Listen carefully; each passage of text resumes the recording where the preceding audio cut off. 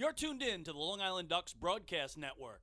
Today's Long Island Ducks game broadcast will begin shortly. Every game this season will be broadcast live on the Long Island Ducks Broadcast Network with high-definition video and audio via Boxcast. Fans can tune into the game on the Ducks' official Facebook page or YouTube channel, as well as the team's official website, liducks.com. Thank you for tuning in, and stand by for complete coverage of today's game. 2021 individual game tickets are now on sale. Fans can purchase their tickets by calling 631-940-TIXX, going online to liducks.com, or visiting the Ducks mobile app. Season ticket packages and 10-game plans are also available. To find out more information and secure your seats, please call 631-940-3825 to speak with someone in our ticket office. Get your business recognized by hundreds of thousands of Long Islanders by taking advantage of the advertising and sponsorship opportunities currently available with the Long Island Ducks. For more information, please call 631-940-3825, extension 106, or check us out on the web at liducks.com. The Ducks offer many packages available for groups to enjoy a game. The team offers block seating, pregame and in-game picnics, luxury suites, our exclusive party deck, and so much more. In addition, groups have the opportunity to take part in a variety of exclusive experiences. Group ticket packages are now on sale. For more information on Ducks group outings, please call 631-940-3825 to speak with the group sales department. Looking for official Long Island Ducks merchandise, hard-to-find memorabilia, team apparel, and so much more? Then be sure to check out the Waddle In Shop, the official merchandise store of the Ducks. Fans can visit the shop online anytime at liducks.com by clicking the merchandise icon. The store is open on game days from 10 a.m. to 4 p.m., and then during the game from inside the ballpark only, and on non-game days from 9 a.m. to 5 p.m., Monday through Friday. Children 14 and under can become members of the Bethpage Federal Credit Union Long Island Ducks Kids Club today. Kids will receive a unique gift package and take part in a variety of fun activities that come with being a member of the Kids Club. For more information on how to sign your child up, please visit liducks.com or call 631-940-3825. Quackerjack, the 11-time Best Long Island mascot, is now available for appearances at parties and other special events throughout the Long Island community.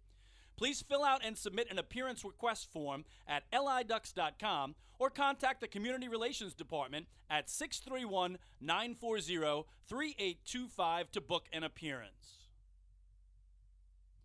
Once again, thank you for tuning in to the Long Island Ducks Broadcast Network. Today's game will begin momentarily. You're tuned in to the Long Island Ducks Broadcast Network. Today's Long Island Ducks game broadcast will begin shortly.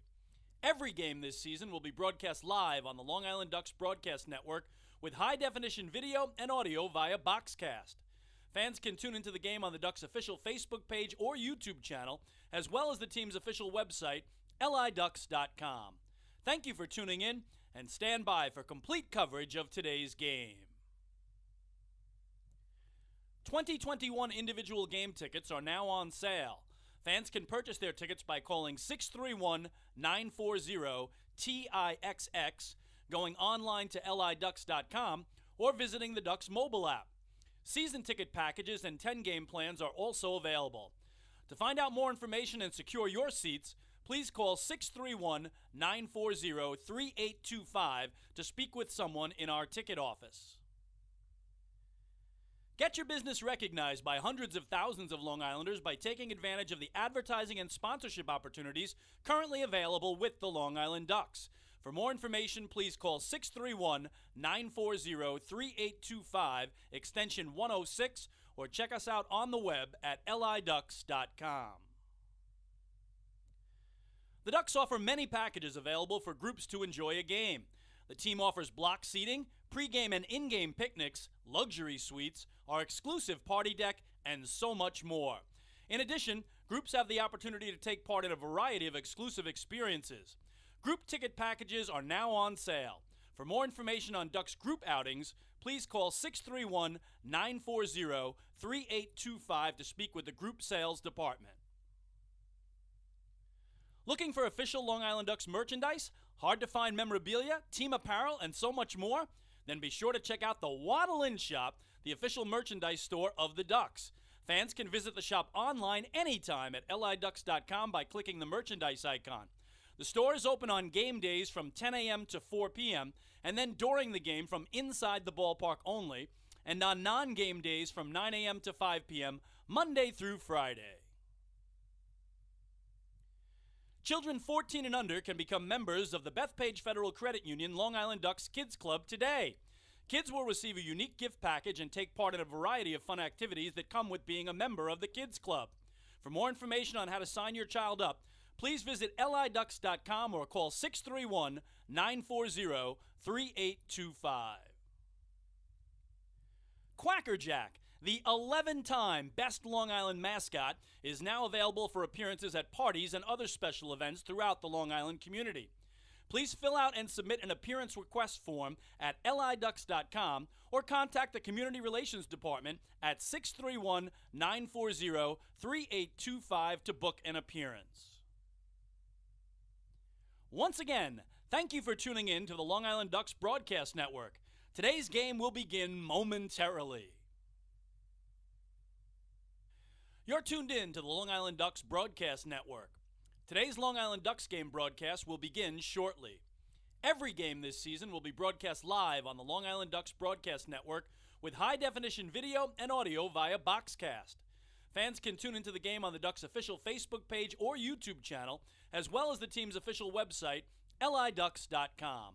Thank you for tuning in, and stand by for complete coverage of today's game. 2021 individual game tickets are now on sale. Fans can purchase their tickets by calling 631-940-TIXX, going online to liducks.com, or visiting the Ducks mobile app. Season ticket packages and 10-game plans are also available. To find out more information and secure your seats, please call 631-940-3825 to speak with someone in our ticket office. Get your business recognized by hundreds of thousands of Long Islanders by taking advantage of the advertising and sponsorship opportunities currently available with the Long Island Ducks. For more information, please call 631-940-3825, extension 106, or check us out on the web at liducks.com. The Ducks offer many packages available for groups to enjoy a game. The team offers block seating, pregame and in-game picnics, luxury suites, our exclusive party deck, and so much more. In addition, groups have the opportunity to take part in a variety of exclusive experiences. Group ticket packages are now on sale. For more information on Ducks group outings, please call 631-940-3825 to speak with the group sales department. Looking for official Long Island Ducks merchandise, hard-to-find memorabilia, team apparel, and so much more? Then be sure to check out the Waddle In Shop, the official merchandise store of the Ducks.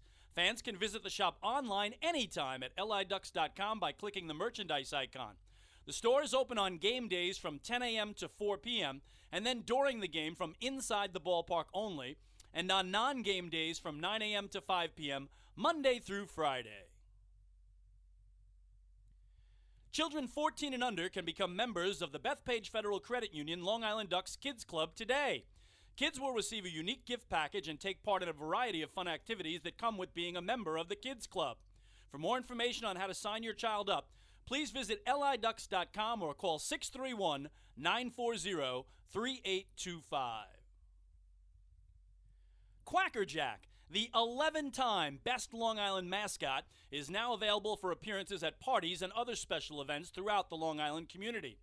Please fill out and submit an appearance request form at liducks.com or contact the Community Relations Department at 631-940-3825 to book an appearance. Once again, thank you for tuning in to the Long Island Ducks Broadcast Network. Today's game will begin momentarily. This is Long Island Ducks Baseball. Justin Davies at the plate. The winning run at third. Crowd going nuts. Swung on. Bouncing ball left side. Off the mitt. Up third baseman Brad Strauss. Here comes Louis Rodriguez. Justin Davies has done it again. The Ducks are one quack away from the championship. Jason Johnson makes the catch. He makes the catch. And the Long Island Ducks have swept the Camden River Sharks. They are the 2004 Atlantic League champions. Line bunt up the third baseline. Esquivel charging in. They're not going to have a play. And the Ducks are the champions of the Atlantic League here in 2012. Going back is Adam Bailey. He settles under it. He makes the catch. And for a second straight year, the Atlantic League trophy will reside on Long Island. Swung on and missed for strike three. The Long Island Ducks have come to Texas, and they'll be bringing the trophy back home to Long Island. The Long Island Ducks are the 2019 Atlantic League champions. And now it's time for the Long Island Ducks pregame show.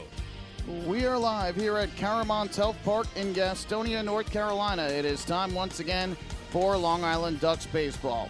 This afternoon, it is the final game of a three-game weekend series as the Long Island Ducks take on the Gastonia Honey Hunters. Well, good afternoon, everybody. My name is Michael Pollack. I'll be bringing you the play-by-play for all of today's action. Thank you so much for joining us here on the Long Island Ducks Broadcast Network, coming to you on liducks.com, Facebook Live, and youtube.com/DucksBaseball. Well, the Ducks will be looking to salvage the final game of this three-game weekend series. They have completed half of their season-long 10-game road trip thus far, and Long Island to this point has won 3 and lost 2. A great start to the road trip with a 3-game sweep of the Lexington Legends in Kentucky. But here in North Carolina, the Honey Hunters have continued to be a thorn in the Ducks' side this year, as Gastonia has rallied from behind in the 7th inning both on Friday and Saturday and earned victories in both. An 11-7 win here on Friday night. Last night, a 6-4 victory over the Long Island Ducks. So the Ducks enter today's game still in first place in the North Division standings for the second half at 26-21. Overall, they continue to hold the best record in the Atlantic League this year at 62 wins to 44 losses. The Honey Hunters remain 10 games back entering the day today in the second half South Division standings at 20-27. Overall, they are 48-59, a half game worse rather than the Barnstormers for the worst record in the league overall. But today, a couple games have already gone final. One good news for the Ducks, one not good news for the Ducks. The Lexington Legends beat the York Revolution at 11-2. So for the moment, the Revolution have fallen to 3.5 games in back of the Long Island Ducks. The not good news was in Lancaster, where the Southern Maryland Blue Crabs earned a 6-2 win over the Lancaster Barnstormers. So for the moment, Southern Maryland is within 2 games of the Long Island Ducks for first place in the second half South Division standings. So that is where things are entering the day today. The Honey Hunters have controlled this season series, which ends today between the Ducks and the Honey Hunters. Gastonia has won 8 of the 11 meetings thus far between the two teams. In the previous 3 series these two have played this year, Gastonia won 2 out of 3 over the Ducks. So if history repeats itself, the Ducks would get a win here today. In fact, earlier this year in Gastonia, which was also a weekend series, the Ducks dropped games on Friday and Saturday before getting a win in the series finale on Sunday. And so Long Island trying to do the same here and take the final game of the series before they head about 4 or 5 hours north to Charleston, West Virginia. We'll take a break here on the pregame show. When we come back, we'll recap yesterday's game with some of the audio highlights included. Then a little later on, we'll look at today's pitching matchup, the starting lineups, and then we'll have the first pitch. Hey fans, this is manager Wally Backman, and you're listening to Ducks Baseball on the Long Island Ducks Broadcast Network. When we see Long Island, we see you. Because at Catholic Health, we know that it's your remarkable lives that breathe life into our island. So at every Catholic Health hospital, practice, and care facility, we're able to provide the highest quality, most innovative care for your body, because our culture cherishes your humanity. Long live Long Island.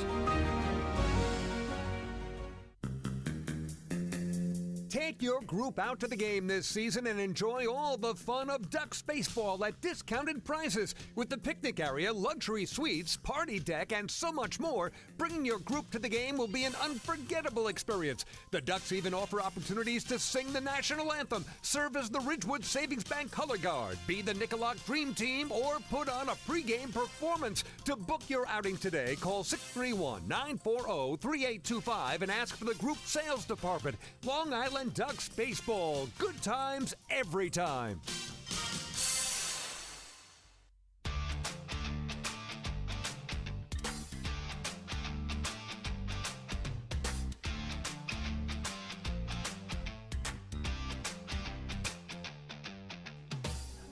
Getting ready for this afternoon's contest between the Long Island Ducks and the Gastonia Honey Hunters. Last night, the Honey Hunters with a 6-4 win over the Ducks as they take the first two games of this three-game series.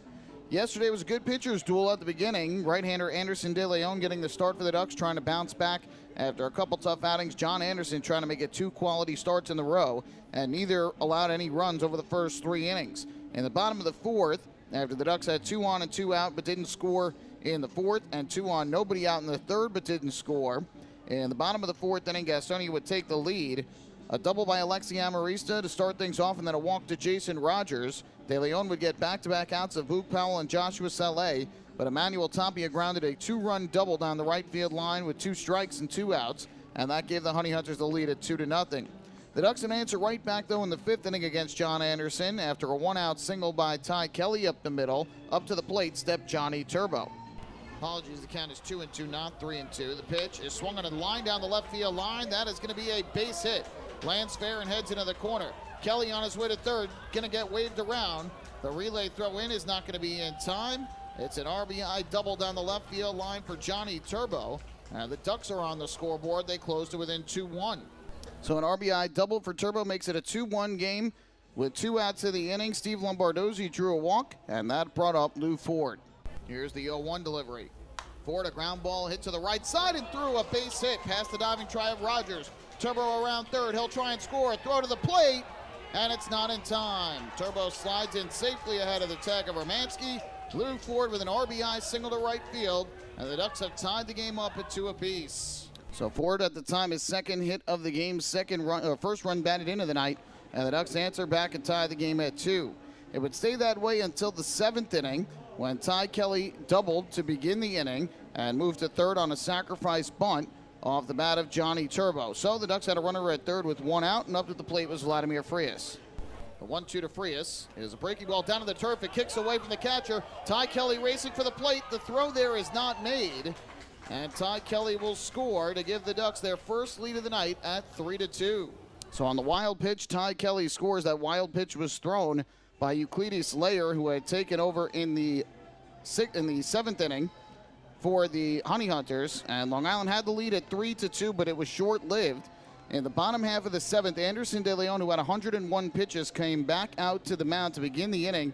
He got into a 9-pitch battle with Reese Hampton, and ultimately Hampton hit a double over the head of Ty Kelly in center field that bounced over the fence for a ground rule double.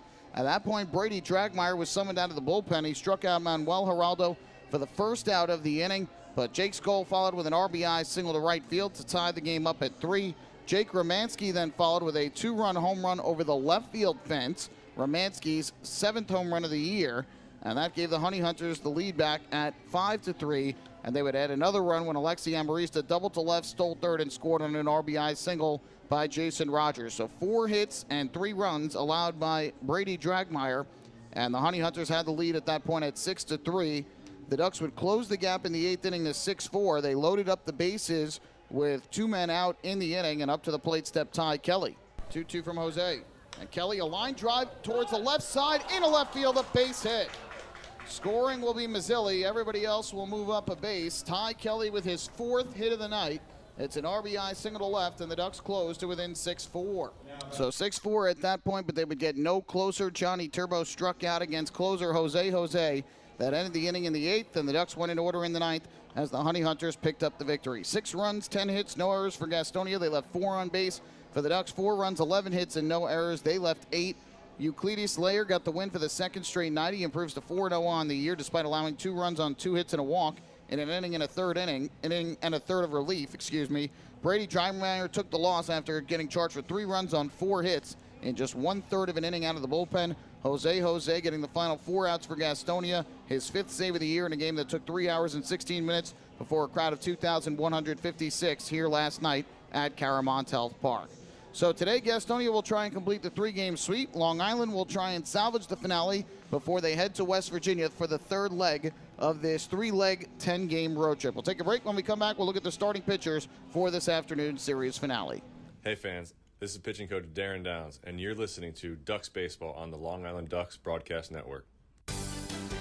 Sayville Ford, the no-fees dealer, has been family-owned and operated since 1957. Their state-of-the-art facility features a spacious showroom with a giant inventory of new, pre-owned, and commercial vehicles. Plus, every vehicle comes with a 10-year, 100,000-mile powertrain limited warranty. Some exclusions apply. And their service department is open from 6 a.m. to 1 a.m. with enclosed service drives for your convenience and comfort. Sayville Ford, Long Island's Ford giant, is conveniently located off exit 50 on Sunrise Highway or online at SayvilleFord.com. Remember what life used to be like? Before the virus, before the isolation? Remember the sights, the sounds, and those incredible smells? Remember when you didn't have to be 6 feet apart and there were reasons to celebrate? Remember what that felt like? It's time to make new memories to remember. Welcome back. Get tickets at liducks.com. liducks.com.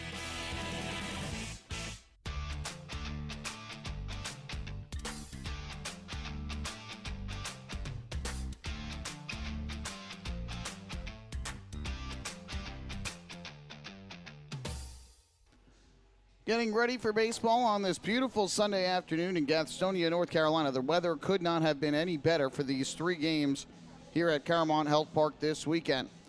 Ducks will be going with a bullpen day today. It'll be Adam Heidenfelder who will get the start, his first with the Ducks. He has made 1 appearance thus far with Long Island. That was last Saturday at home against the York Revolution. Picked up the win with a scoreless inning despite allowing 1 hit. And so he will make the start today. Was at times a starter this year with the Gary South Shore Railcats of the American Association. Made 7 starts out of his 16 appearances with Gary this year, and overall was 5-4 with a 4.11 ERA. This will be his first start since September the 1st, which was at Kane County, when he took a no decision despite allowing just 1 hit over 5 2/3 scoreless innings. Did walk 4 that day, though, and struck out 3. So he will face the Honey Hunters for the first time and make his first start in a Ducks uniform this afternoon. On the other side, Highland Peguero will get the start for the Gastonia Honey Hunters, 3-5 on the year with a 6.78 ERA. 31 games, 10 of which have been starts. Overall has struck out 56 and walked 44 in 69 innings. Most recently started on September the 22nd, just 4 days ago, so only pitching on 3 days rest.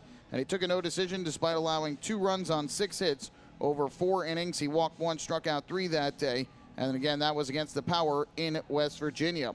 Peguero made 1 start, though, against the Ducks this year. That was in this ballpark back on June the 26th.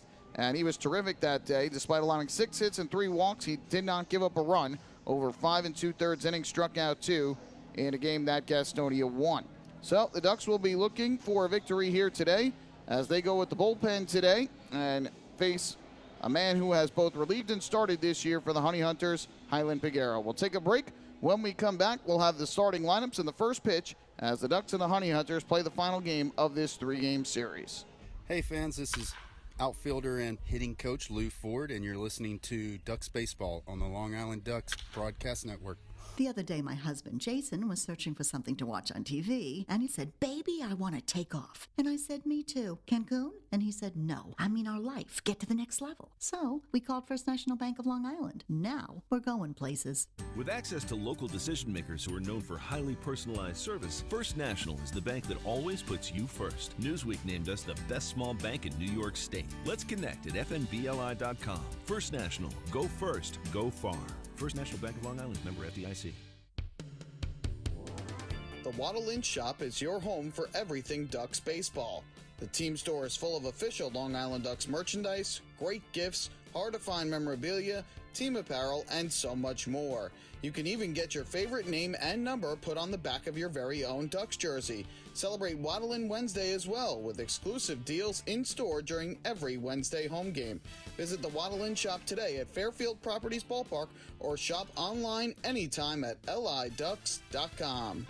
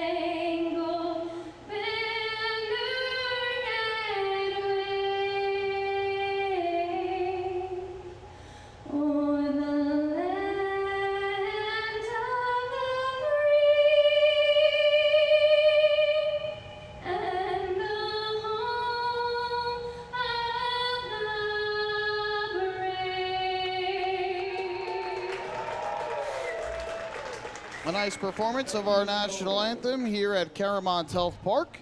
We are just about set for baseball as the Long Island Ducks and the Gastonia Honey Hunters do battle for the final time this season. Again, barring a tremendous comeback by Gastonia, who as of right now sits 10 games behind West Virginia in the second half South Division standings with only 13 games remaining this season.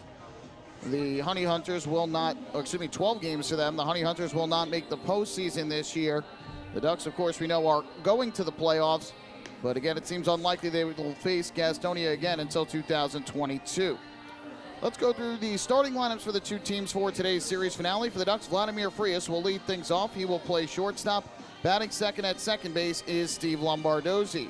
The three hitter is the designated hitter. That is Lou Ford, who is 2 hits shy of tying Ray Navarrete for the Ducks' all-time hits record, and L.J. Mazzilli bats in the cleanup spot. He will play left field. Hitting fifth at third base, Davidson Romero. The sixth hitter is the first baseman, and that is Chris Shaw. Batting seventh, doing the catching, Hector Sanchez. Ty Kelly is in center field. He will hit in the eighth spot. And rounding out the order in right field today for the Long Island Ducks is Johnny Turbo. And again, they will all be facing righty Highland Peguero for the Gastonia Honey Hunters. On the other side of things, the second baseman Alexi Amarista will lead things off for the Honey Hunters. Reese Hampton moves up to the 2 spot today and will bat in the second spot playing left field. Boog Powell's in center field. He will hit third. And in the cleanup spot today for the Honey Hunters is the third baseman Joshua Saleh. Batting fifth and at first base today is Emmanuel Tapia. The sixth hitter serving as the designated hitter is Ryan Cordell, getting his first action of the series. The 7-hitter and right fielder, Jake Skoll, batting 8th and playing shortstop, Manuel Geraldo. And rounding out the order doing the catching is Hermindo Escobar. So that's a look at the starting lineups for the two teams. Again, the Ducks will be going with a bullpen day today, and that is Adam Heidenfelder who will get the start. So Vladimir Frias will make his way up to the plate to get things started for the Long Island Ducks. Steve Lombardozzi and Lou Ford to follow. And again, the Long Island Ducks, no game is really a must-win for them because, again, they won the first half. But, you know, the Long Island Ducks want to try and get out of town with a win and make the bus ride a little bit easier on the way to West Virginia before they open up a 4-game in 3-day series with the Power starting on Tuesday night. Again, it'll be a doubleheader with game 1, a makeup game from back in June, so that will count to the first half. First pitch of the game on the way to Vladimir Frias, and he pops it up in the air Off third and foul ground, Joshua Saleh ranging over towards the Honey Hunters dugout will make the catch. 1 pitch, 1 out, and we're underway at 4:55 in the afternoon. Michael Pollack here with you, bringing you all the action. Thank you so much for joining us on the Long Island Ducks Broadcast Network. We appreciate you spending part of your weekend with us and hope it has been a wonderful weekend for you thus far. One away, here is the switch hitting second baseman, Steve Lombardozzi, who will bat from the left side against the righty Peguero.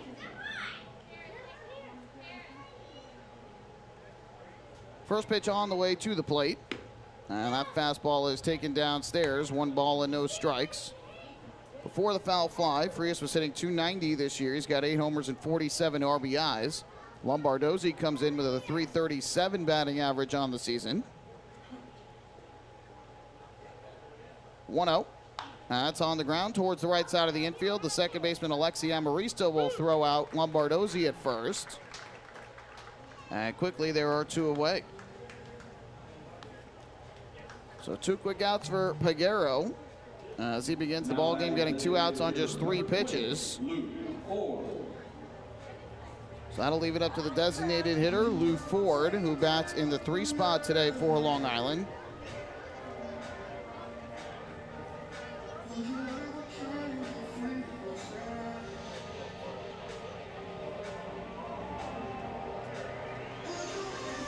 So here is Ford to bat from the right side.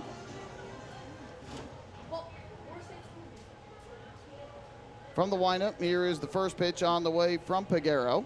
And Ford will take up and inside on an off-speed pitch. 1 ball and no strikes. Ford's batting average up to .294. He has had a very good second half of the season, very much like he did in 2019. 2 homers, 26 RBIs. 1-0 is hit in the air to right center field. Going back is Jake Skoll. He'll have room in front of the track and make the catch for the final out of the inning. So Ford drove the ball well the other way to right, but a 6-pitch first inning for Highland Peguero, and the Ducks go down in order.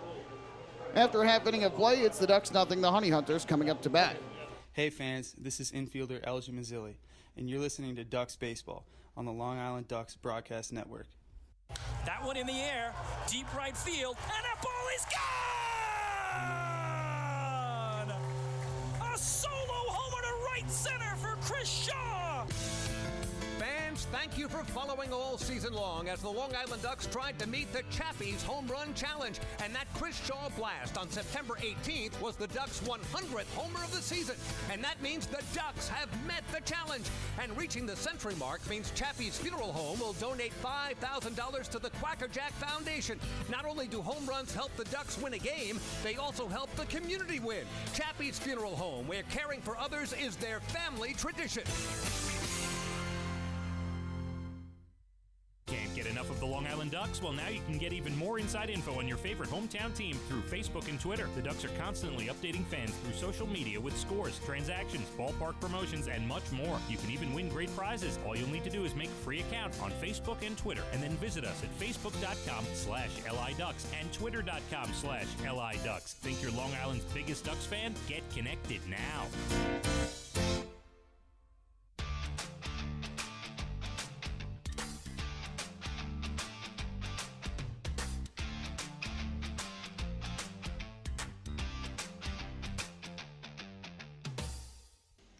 Every time a Ducks batter walks this season, it is a First National Bank of LI walk to first for 93 years.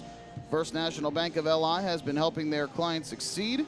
They invite you to experience their customer-first approach for yourself. Visit fnbli.com. Well, I had said a 6-pitch first inning for Highland Peguero was actually a 5-pitch first inning. That's how efficient he was as he retired the Ducks in order, 1, 2, 3. On a foul fly, a ground out, and a fly out. And so we go to the bottom of the first, and Adam Heidenfelder will take the mound, the Long Island native, making his first start in a Ducks uniform.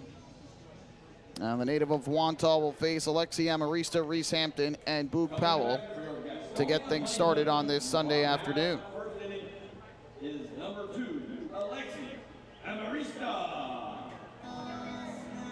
So the Ducks electing to go with a bullpen day today, and we'll see just how many relievers Wally Mackman deploys in today's game. and how far that Heidenfelder goes. Again, has only made one appearance in a Ducks uniform, pitching one inning. But he did have 7 starts this season with the Gary South Shore Railcats of the American Association.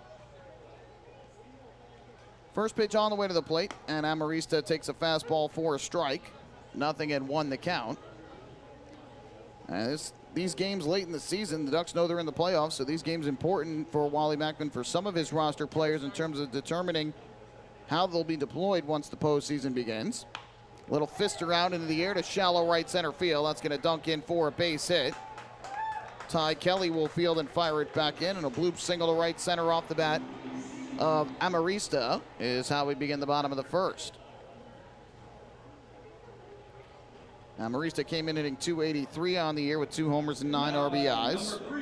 So he is aboard at first base with nobody out, and that'll bring up Reese Hampton to the plate, switch hitting left fielder. We were talking about this a little bit yesterday and the day before, but for some of the players in the rotation right now, the starting pitchers, guys like Anderson De Leon and Matt Dallas and perhaps Heidenfelder today, potentially pitching for spots in a starting rotation, especially if it gets to an Atlantic League Championship Series. And the first round, which is a best of 3, the Ducks will only need 3 starters. First pitch here is taken for a strike, and the count goes to 0-1.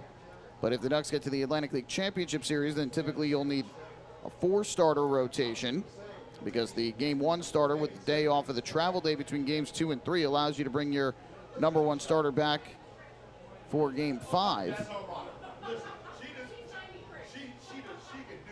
First pitch here, or excuse me, the 0-1 pitch is taken up and away, and that'll even the count at 1-1 strike on Hampton, who's batting .356 with 7 home runs and 17 runs batted in. Amarista, the runner at first, 2 for 2 in stolen base attempts since joining the Honey Hunters. Heidenfelder, a throw over to first. And back safely there is Amarista.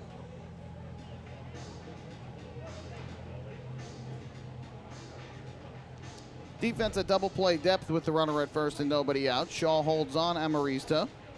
As Shaw gets the start today at first after having the day off yesterday with the lefty on the mound. 1-1. Runner goes. Pitch is taken low. The throw to second base, and it's in time. Nice tag by Vladimir Frias on Alexi Amarista. And a good throw once again by Hector Sanchez, who's been outstanding behind the plate this year at throwing out runners.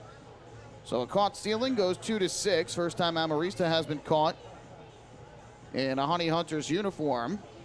And now the base is empty with 1 out. And a 2-ball, 1-strike count on Hampton.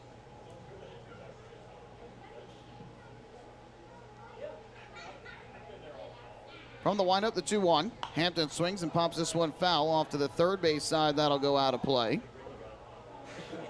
And so that will even things up at 2 balls and 2 strikes on Hampton with Luke Powell waiting on deck. Fans continuing to file in on this Sunday afternoon.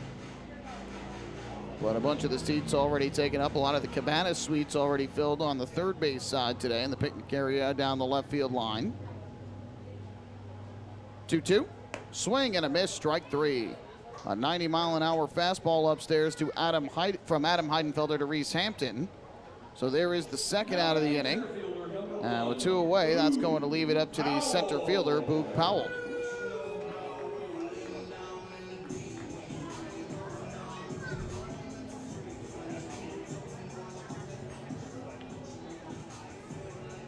So here's the lefty hitting Powell, batting in the 3 spot. He's the center fielder for Gastonia. First pitch on the way to the plate. And Powell takes a fastball up and away for ball number 1. Powell having a great year, hitting .342, 9 home runs and 46 runs batted in. He's been one of the top players on this Honey Hunters team all season long. 1-0 here is cut on and missed. A good fastball down and in from Heidenfelder. That'll even things up at 1 ball and 1 strike. Heidenfelder, as we mentioned, a native of Wantagh, New York on Long Island. Went to MacArthur High School in Levittown, home of the Generals.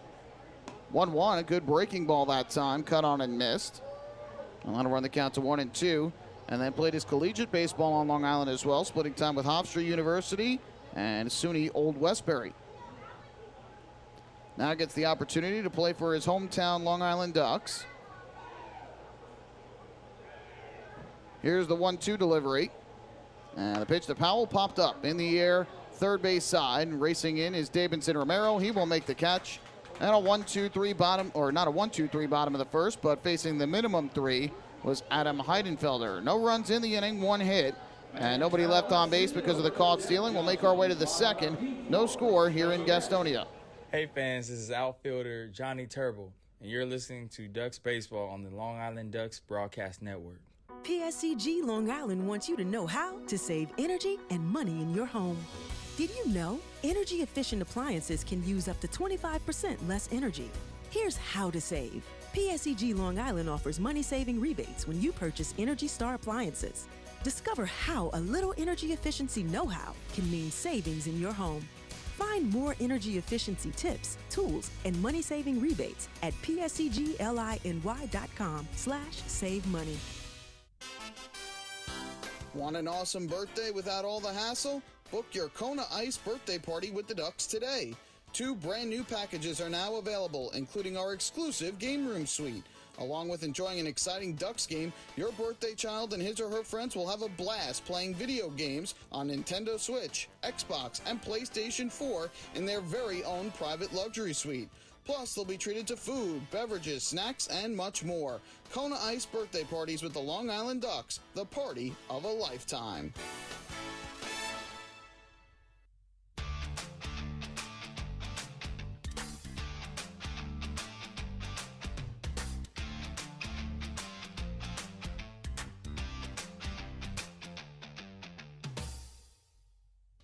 Second inning coming up in North Carolina. The Ducks and the Honey Hunters are scoreless in the early going of today's ball game. So we go to the second inning. LJ Mazzilli will start things off for Long Island. And fans, a reminder that the 2021 season of Ducks baseball is presented by Catholic Health. Visit them online at chsli.org. Catholic Health, long live Long Island.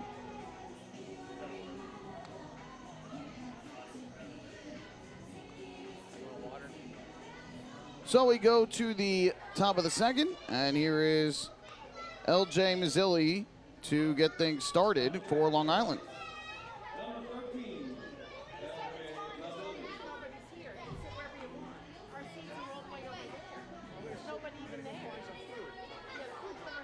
So here is Mazzilli, who will bat from the right side. He is hitting .331 on the season with 8 home runs and 62 RBIs. First pitch, and that is taken downstairs for a ball. So the count 1-0.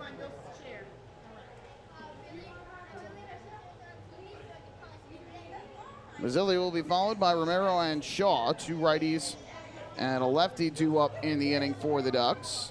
Again, Peguero, just 5 pitches to retire the Ducks in order in the first. Here Mazzilli takes a breaking ball that misses inside. And so quickly 2-0 the count. Mazzilli's had a tough series thus far for Long Island. Still looking for his first hit of the series. He's 0 for 9 coming in. 1-0. That's hit on the ground up the middle of the infield. Amarista fields behind second. Flips to the shortstop to throw to first, and it's not in time. That was a creative play by Alexi Amarista. His only chance at getting the out at first was to flip to Geraldo, but the play was late, and so it'll be an infield single for LJ Mazzilli, his first hit of the series, and the Ducks' first hit of the ball game. Now batting number 21, Davidson Romero. Ball was hit right up the middle by second base, and Amarista, who has terrific range, was able to get there, but ultimately it would have taken a great effort to throw it across his body with his momentum taking him towards left field, and ultimately the throw was a little bit late from Geraldo. Davidson Romero now the batter. He takes the first pitch for a ball. 1-0 the count. Romero having a very good road trip for the Ducks. His average up to 265 on the year. 10 homers, 43 RBIs. He's left the yard 3 times on this trip. 1-0. That's a broken bat. Ground ball to the first base side. Wow. 2 pieces of the bat splintered off and went towards third base. And about 99% of the bat is still in the hand of Romero. But clearly broken. And he'll make his way back towards the first base dugout to get the fresh piece of lumber from his teammate Vladimir Frias. And then make his way back out to home plate. Joshua Saleh, the third baseman, gets the 2 pieces of splintered bat. And after getting those, taken off the field by the ball boy for the Honey Hunters.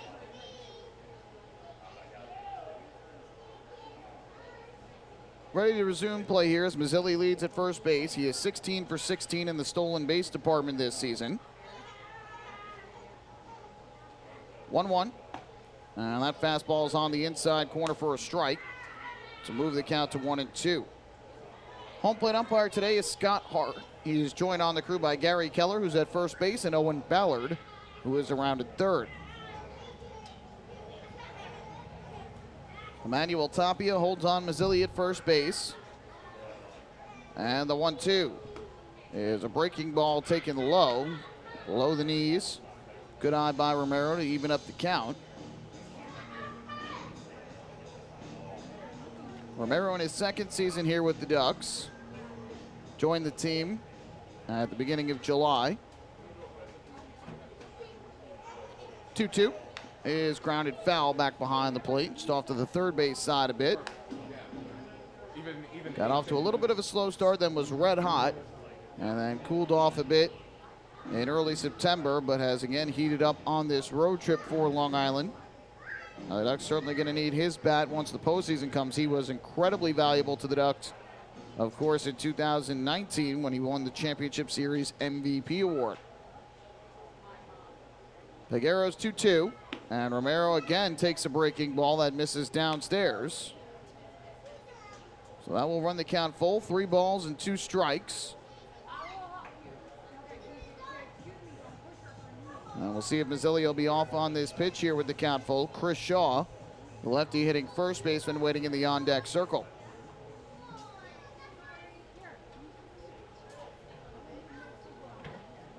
Peguero ready to go. Mazzilli does not go, and Romero pops it foul. First base side well out of play. Overall, Peguero this year, 3-5 with a 6.78 ERA for Gastonia. 31 appearances, 10 of which have been starts. The starts haven't been in a consistent chunk. They've been sprinkled throughout. Most of them, though, were earlier this year. He began the year as a starter, and then a couple starts have been sprinkled throughout the rest of the way.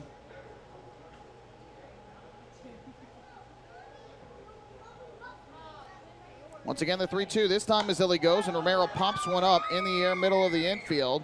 The shortstop, Manuel Geraldo, will make the call and the catch. And Mazzilli scampers back to first. So there's the first out of the inning, as Peguero wins the battle with Romero on the 8th pitch of the at-bat. 1 man out, and that'll bring up the first baseman, Chris Shaw, to the plate.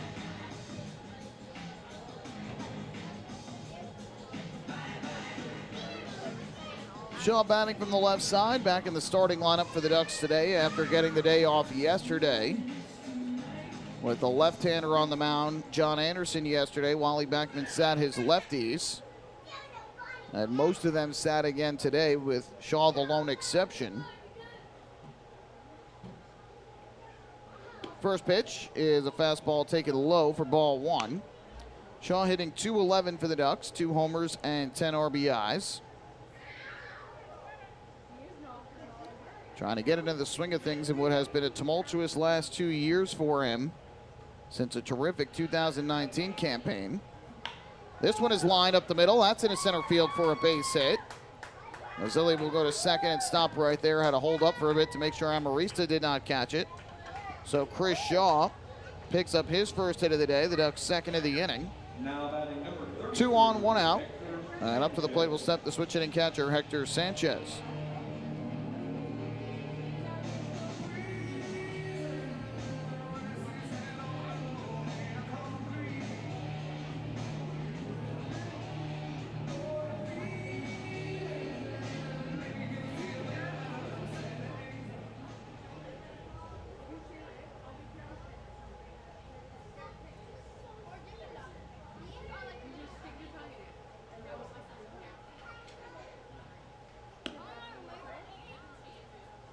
First pitch is taken for a ball by Sanchez down and away.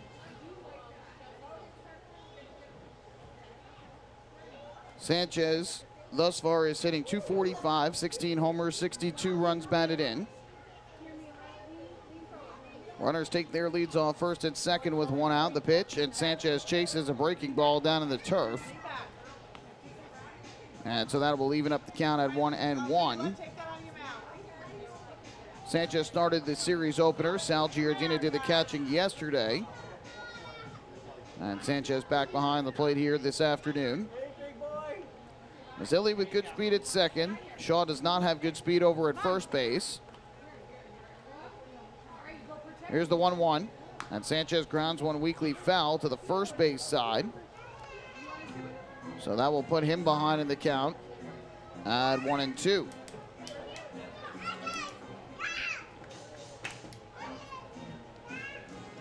No score in the ball game. Ducks out hitting the Honey Hunters 2-1 in the early going. Long Island out hit Gastonia yesterday by 1, 11-10. They both finished with 13 hits here on Friday night.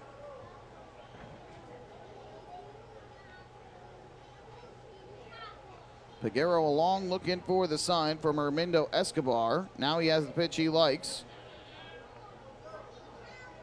Here's the 1-2 to Sanchez. And that breaking ball's on the outside corner, strike 3 called. So Sanchez goes down looking on the delayed strike 3 call. First strike out of the game for Peguero. And with 2 away, that's going to leave it up to the center fielder, Ty Kelly.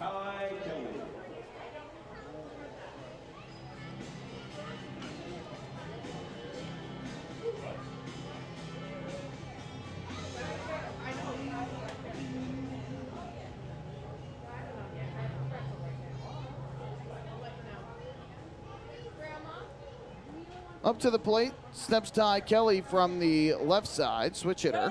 First pitch, Kelly takes on the outside corner, a breaking ball for strike 1. Kelly had a terrific day at the plate yesterday with 4 hits. The Ducks' first 4-hit game since August the 24th when Nick Batari had 4 against the York Revolution. So 0-1 the count on Kelly, who's hitting .315 now with the Ducks. No homers, 5 RBIs. Came into the game yesterday at .275. So an incredible rise in his average of 40 points yesterday, courtesy of his 4-hit performance. 0-1. And that pitch, an off-speed pitch that misses high and outside. So that'll even the count up at 1-1 on Ty Kelly. Mentioned earlier, but Peguero has 1 start against the Ducks this year. Was back on June 26th in this ballpark, and he pitched well. 5 2/3 innings of shutout baseball. The Ducks had a lot of base runners against him, but could not score. 1-1, and Kelly a line drive in the air to right. Jake Skoll drifting back. He'll make the catch, and that'll retire the side here in the 2nd inning. So the Ducks threaten with a pair of singles, but they're unable to get through against Peguero. No runs, 2 hits, 2 men left. To the bottom half of the 2nd inning we go, no score. Hey fans, this is infielder Steve Lombardozzi, and you're listening to Ducks Baseball on the Long Island Ducks Broadcast Network. Hey Ducks fans, the official hotel of the Long Island Ducks is the Radisson Hotel Hauppauge, Long Island. It's centrally located on the north shore of Long Island and offers a home away from home for both business and leisure guests. The Radisson Hotel Hauppauge, Long Island features an indoor pool, 24-hour business center, a fitness center, and complimentary Wi-Fi in all guest rooms. Enjoy the contemporary American cuisine at the Fountain Grill restaurant or grab a quick bite to eat at Cafe Pronto. And best of all, it's only minutes away from Bethpage Ballpark. The Radisson Hotel Hauppauge, Long Island, the official hotel of the Long Island Ducks. Call 631-231-1100 today. That's 631-231-1100. Baseball fans, the Long Island Ducks mobile app has officially arrived. Powered by Clear Vision Apps, it's your one-stop shop for all things Ducks baseball. Buy tickets straight from your mobile device. Receive game status updates with push notifications. Check out up-to-the-minute news and scores and interact with the Ducks on social media. Best of all, it's free. Download the Ducks mobile app today by visiting the App Store on your Apple-powered device or Google Play on your Android-powered device. The Long Island Ducks mobile app, with you wherever you flock to.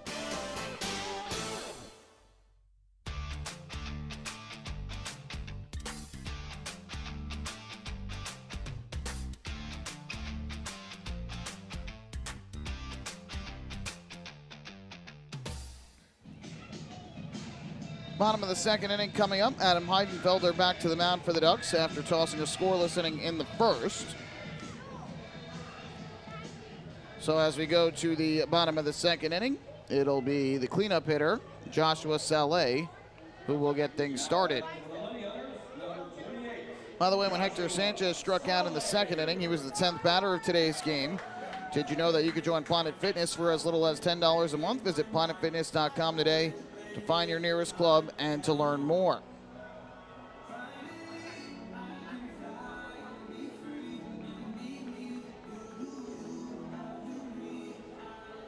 Joshua Saleh to lead things off, the power-hitting third baseman batting from the left side.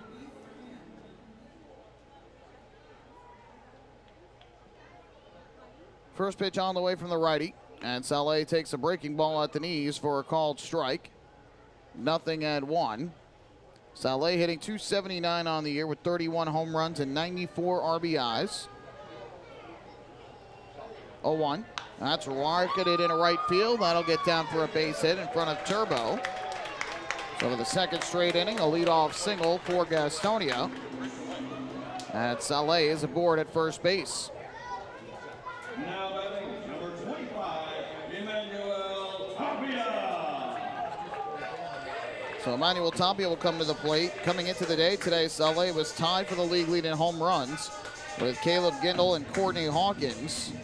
And his RBI total third most in the league behind Tillman Pugh and Ben Aklinski, both of Lexington.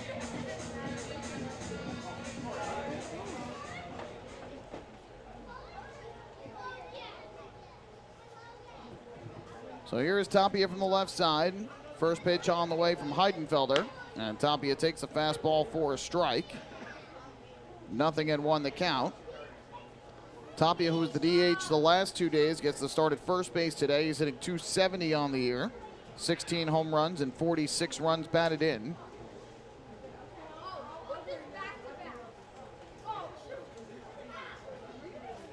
Here's the 0-1. The breaking ball taken downstairs. That'll even up the count at 1 ball and 1 strike.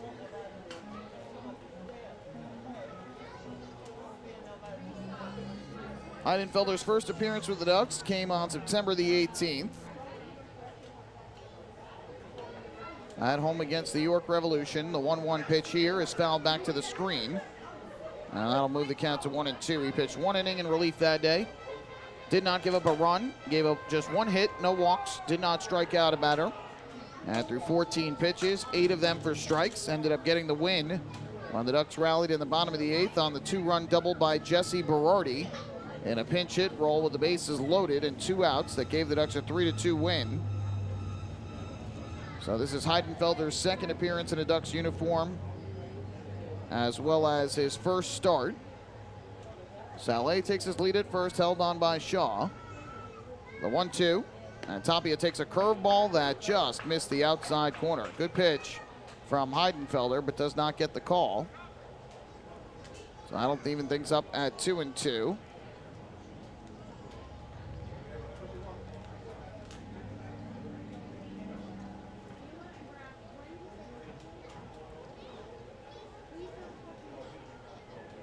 Two-two delivery. Here's the kick and the pitch, and Tapia takes another breaking ball. This one misses outside, and Hector Sanchez motioning out to Heidenfelder. He sees something that the right-hander may be struggling a little bit with, so trying to motion to him. Almost looked like to keep his body straight as he delivers to the plate. So the count 3-2 on Emmanuel Tapia. Saleh off of first. Does not go on the pitch, and Tapia takes a fastball on the outside corner, strike 3 call. So Emmanuel Tapia down looking, second strikeout of the afternoon for Heidenfelder. And there's one away in the bottom of the second. So each of the first 2 innings starting the same way, a leadoff single followed by a strikeout. Though in the previous case in the first, Amarista was caught stealing second. Saleh has not attempted to go, though he does have some speed. 12 steals and 14 attempts this year.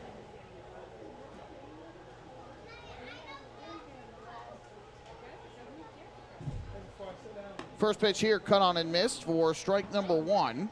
by Ryan Cordell, the designated hitter, batting in the 6th spot of the order, getting his first action of the series for the Honey Hunters. He's hitting .286 thus far with Gastonia, 20 for 70 at the plate with 6 home runs and 19 RBIs.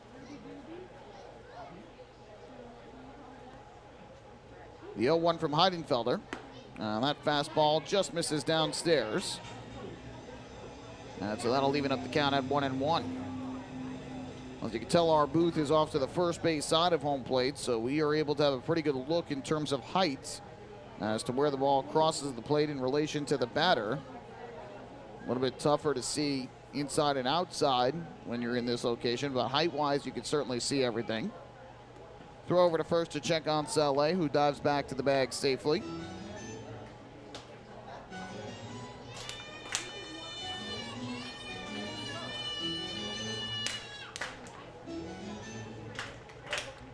It'll be a 1-ball, 1-strike pitch from the Ducks right-hander. Gets the sign from Sanchez and comes set at the belt. Kicks and comes home, and Cordell fouls one back out in front of the pitch. Just caught a little piece of it off the end of the bat. And that'll move the count to 1-2. In addition to playing for Gary South Shore this year in the American Association, Heidenfelder started the year with Myrtle Beach, a single-A affiliate of the Cubs, and pitched in 2 games for Myrtle Beach.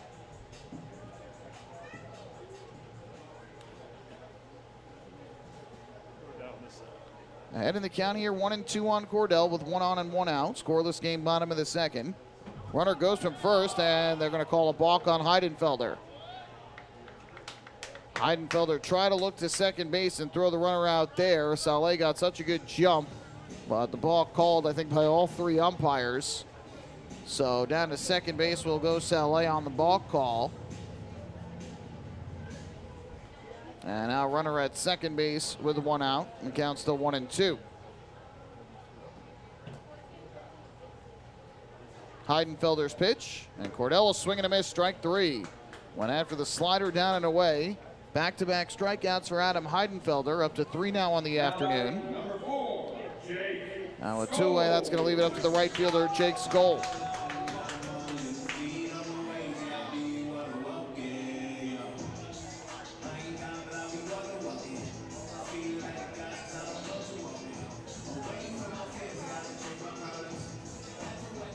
So here is Skoll from the left side, batting in the 7th spot today for Gastonia.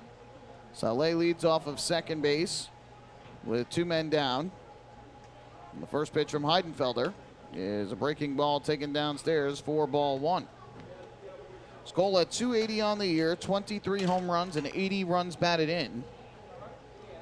That balk, by the way, the 10th of the year by the Ducks pitching staff.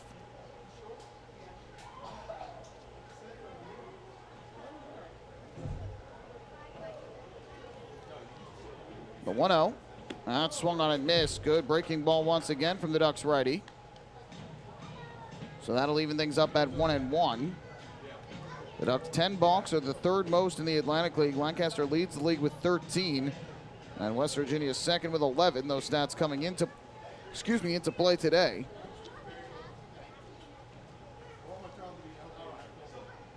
Be a 1-ball, 1-strike pitch. Heidenfelder looks to second, deals to the plate, and deals a breaking ball on the outside corner for a called strike. So that'll run the count to 1-2. Ducks have had some trouble at points in this series with 2 outs. Gastonia picking up some big hits, including yesterday the 2-run double by Tapia that gave Gastonia the lead.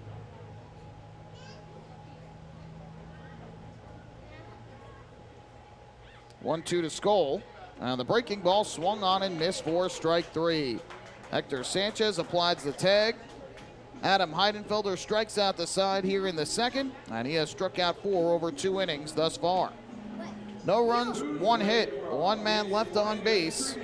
2 innings in the books here in the series finale, and the Ducks and the Honey Hunters are scoreless. Hey fans, this is pitcher Joe Iorio, and you're listening to Ducks Baseball on the Long Island Ducks Broadcast Network. This is it. Check it out. See what everyone's talking about. Let Nicolak Pavers. Let Nicolak Pavers. Pave your way. Bring your outdoor living dreams to life. Visit Nicolak's Outdoor Design Center at 200 Henry Street in Lindenhurst and see thousands of square feet of pavers, retaining walls, fire pits, and outdoor living accents on display. Only Nicolak paving stones are made with Paver Shield technology for more vibrant color options than anyone else. Visit Nicolak.com to request a free sample or their Outdoor Design Center at 200 Henry Street in Lindenhurst. Nicolak. Ask for it by name. You'll see the difference. Visit Nicolak.com. That's Nicolak.com. Let Nicolak Pavers. Let Nicolak Pavers. Pave your way. Pave your way.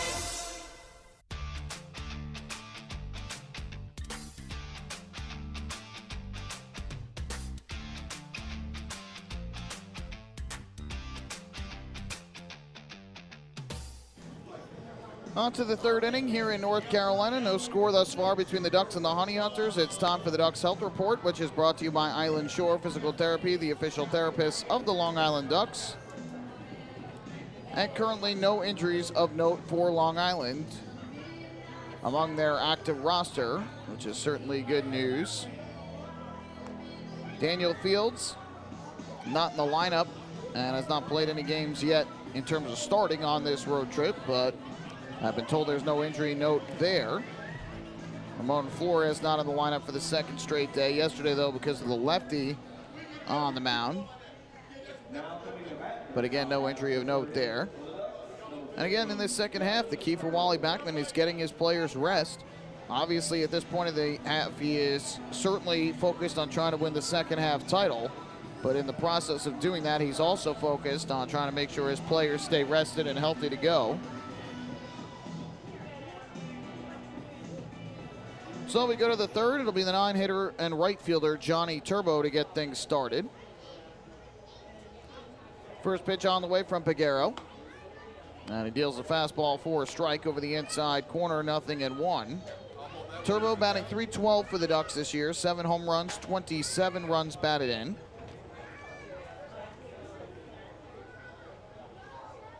Turbo takes this fastball inside to even up the count at 1-1. Well,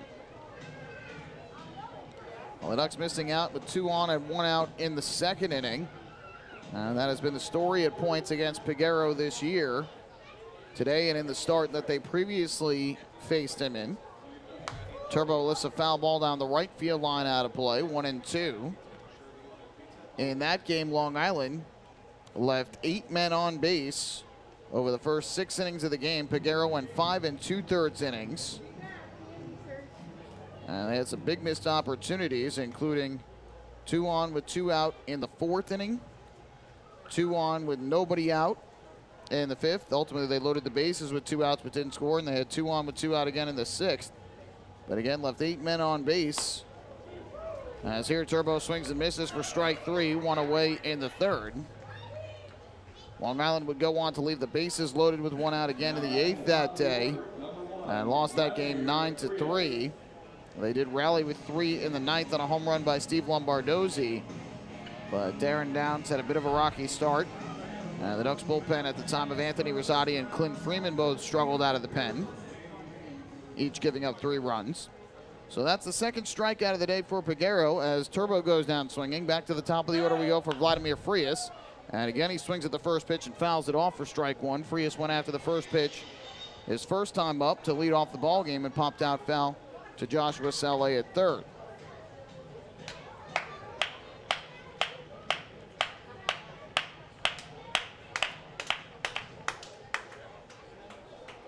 Here comes the 0-1. Peguero from the windup, kicks and delivers home, and Frias takes a breaking ball outside. Didn't miss the corner by much, but that'll even the count up at 1-1.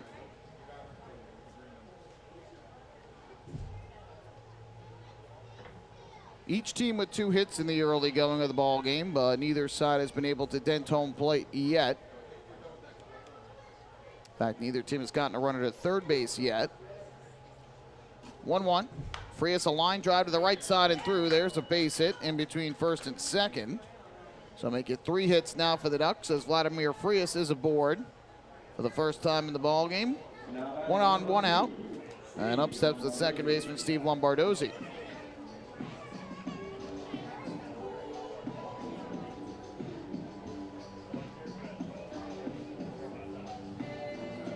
Well, the Gastonia Honey Hunters are not Peguero's first team in the Atlantic League. He has pitched in the league previously with a couple of different teams.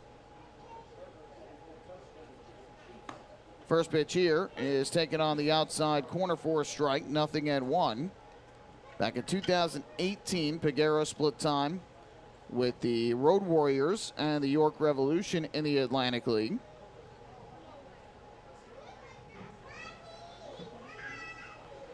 Oh-1. Lombardozzi, a drive in the air to right, pretty well hit. Going back over into the gap is Jake Skoll and Boog Powell. It's going to be off the wall. Karam's back towards Powell. Lombardozzi will go to second, and Frias is going to stop at third base there. So Steve Lombardozzi with a deep drive to right field. Skoll looked like he had a beat on it, but I think that was more to dupe the runner, and it ended up going over his head and banging off the wall. So Lombardozzi continues to sizzle at the plate. He picks up his 23rd double of the year. And Long Island with another opportunity, second and third. 1 man out. And up to the plate will step Lou Ford.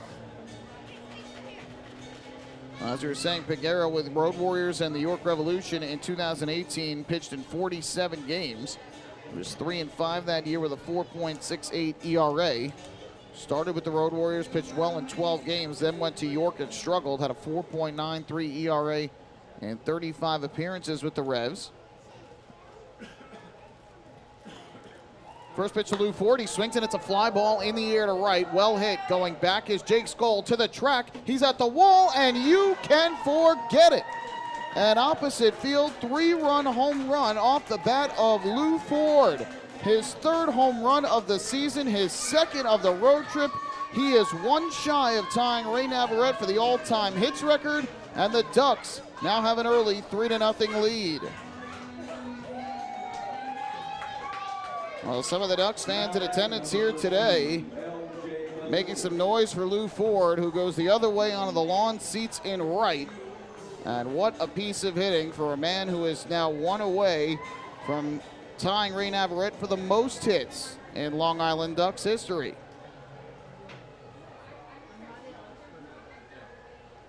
First pitch, breaking ball swung on and missed by L.J. Mazzilli. And the count 0-1 for the Ducks. That is their 10th home run of the road trip and their 110th home run this season. By hitting 100, they have met the Chappies Home Run Challenge. Chappies Funeral Homes will donate $5,000 to the Quacker Jack Foundation. Mazzilli a ground ball towards the middle. Manuel Geraldo, the shortstop, fields and throws Mazzilli out at first. So there's the 2nd out of this 3rd inning. And with 2 away, that's going to leave it up to the 3rd baseman, Davidson Romero.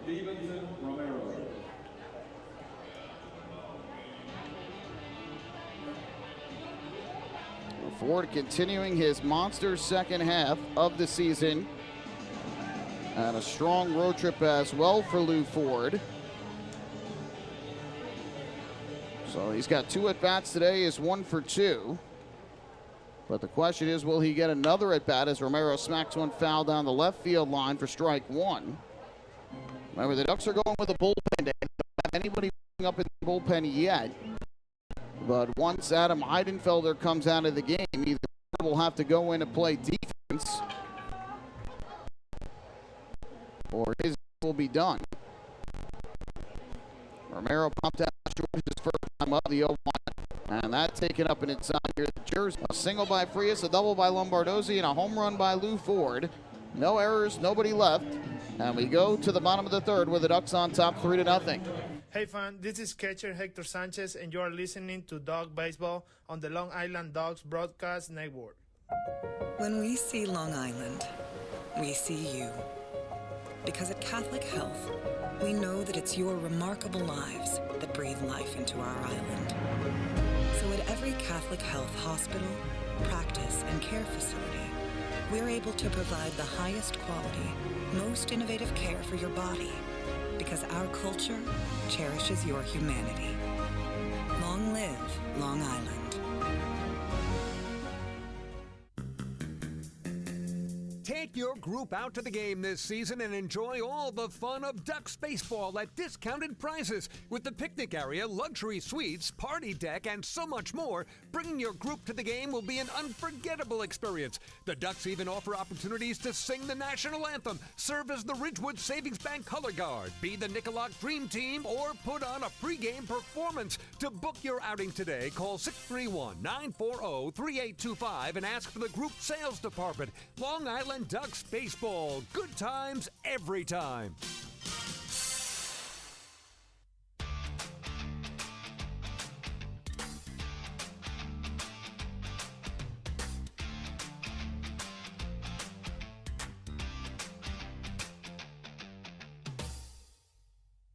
Lou Ford hits one over the fence for the second time on this road trip.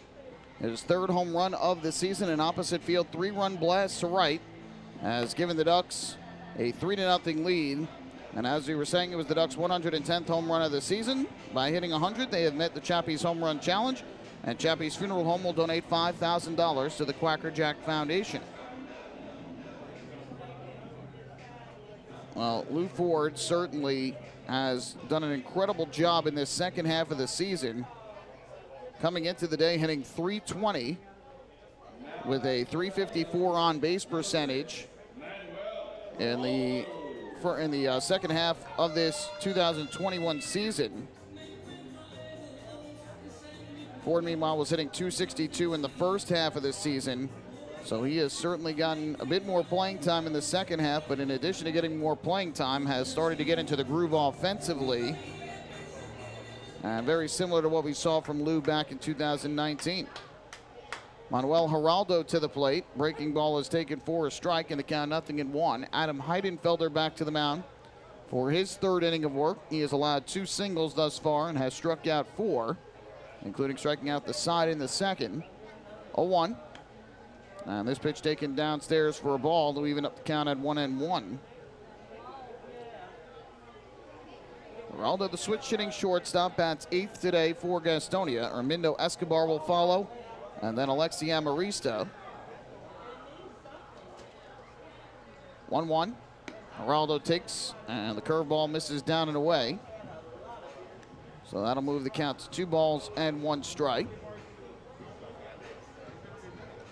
Home plate is now in the shadows. The mound's still in the sun, so that could be a little bit of trouble for the hitters right now. 2-1. It is tapped foul off to the first base side of home plate. That'll even things up at 2-2. A lot of times it's harder for the hitters when the mound is still all in the sun and home plate is in the shadows to get a good read on the ball as it's thrown, but obviously Lou Ford did not have any trouble with it when he drilled the home run over the right field fence. 2-2, and Geraldo smokes one past the diving try of Steve Lombardozzi and into right center field for a base hit. So for the third straight inning, Adam Heidenfelder allows a leadoff single. And up to the plate will step the catcher and 9-hitter Armindo Escobar. So the Ducks pitching staff will once again have to try and protect the lead. They have had a lead at points during both of the first 2 games of this series, both times seeing Gastonia come back and win the ball game. And so now it'll be up to the Ducks bullpen, as this is a bullpen day. Even though Heidenfelder getting the start, he's been a reliever thus far. It'll be up to the Ducks bullpen to try and preserve it, and of course the offense to extend it. First pitch here misses way outside for ball 1 to Escobar, who was squaring to bunt. Somewhat of a surprise, trailing by 3 runs. But Escobar does have 6 sacrifice bunts on the season.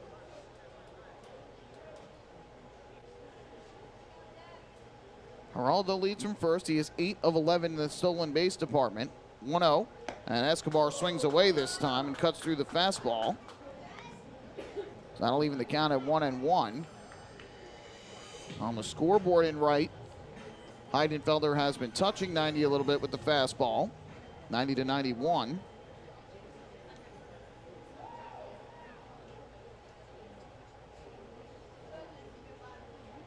Here comes the 1-1. Kicking the pitch. Escobar lifts one foul down the first baseline and out of play into the seats. And so Heidenfelder in front at 1-2.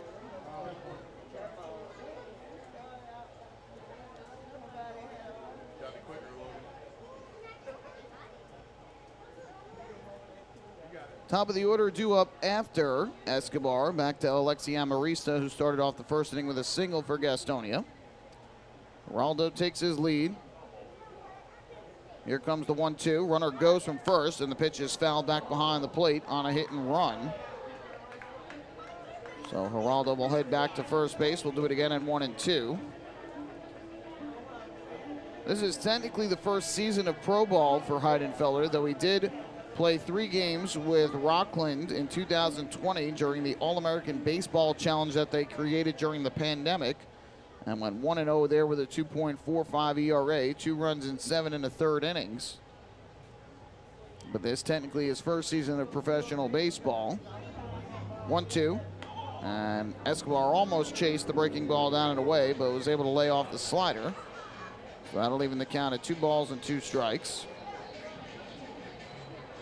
Heidenfelder spent 2 seasons at Hofstra University and then 3 years at SUNY Old Westbury from 2017 to 2019. So all 5 of his collegiate seasons pitched on Long Island. 2-2. Lifted in the air to left center field. Long run over into the gap for Ty Kelly. He dives and can't make the catch. It's going to get past it and go all the way to the warning track. Geraldo goes around third. He'll come home to score. The relay throw goes into third base. And Escobar is safe at third. The ball was dropped by Romero, so it'll be an RBI triple off the bat of Hermindo Escobar. And the Honey Hunters close to within 3-1.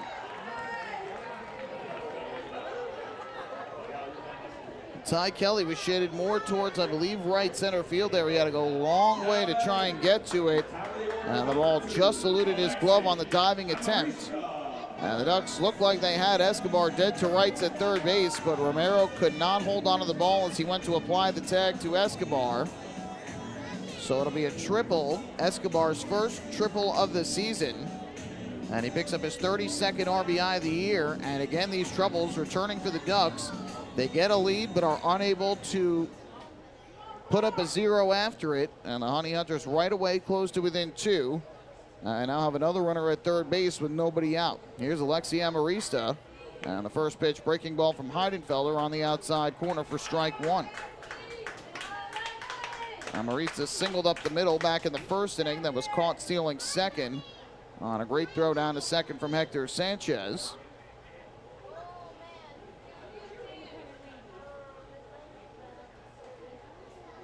Here comes the 0-1.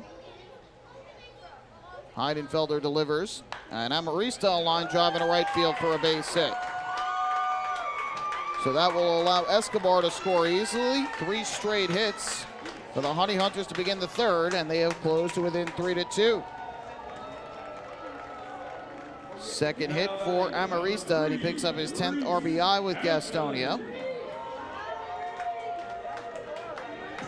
We'll see if Wally Beckman starts to get some action going in the bullpen. Heidenfelder has looked strong over the first 2 innings, but Gastonia swinging the bat well against him here in the third. A single, a triple, and a single have brought home 2 runs. Now the tying run at first with nobody out. The left fielder, Reese Hampton.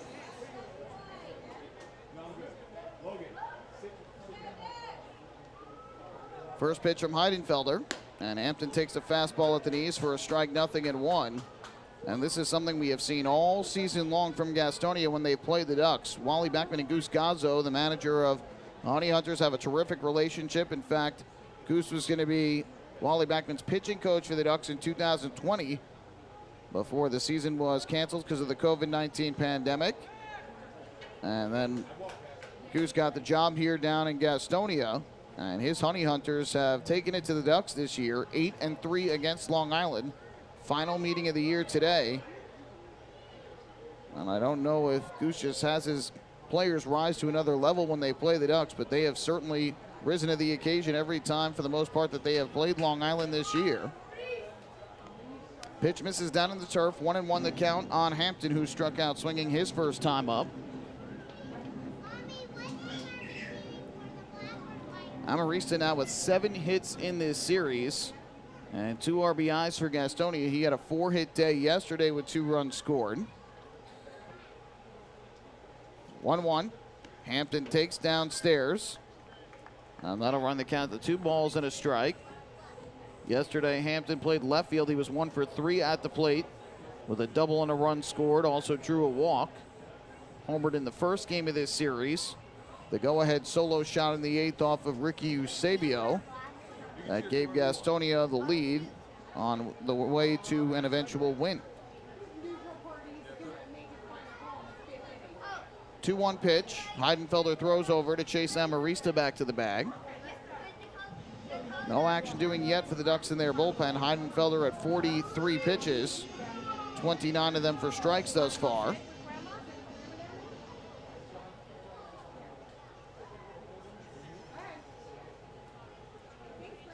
Two-one runner from first goes. Pitch is low. The throw to second by Sanchez, and that's not in time. So a little bit high that time, and Amarista able to slide in safely.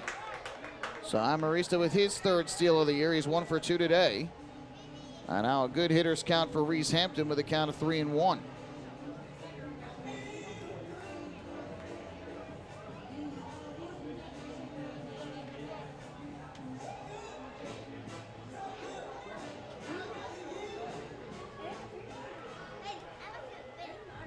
So Heidenfelder in some trouble here with a tying run in scoring position and nobody out. 2 runs already in against the righty.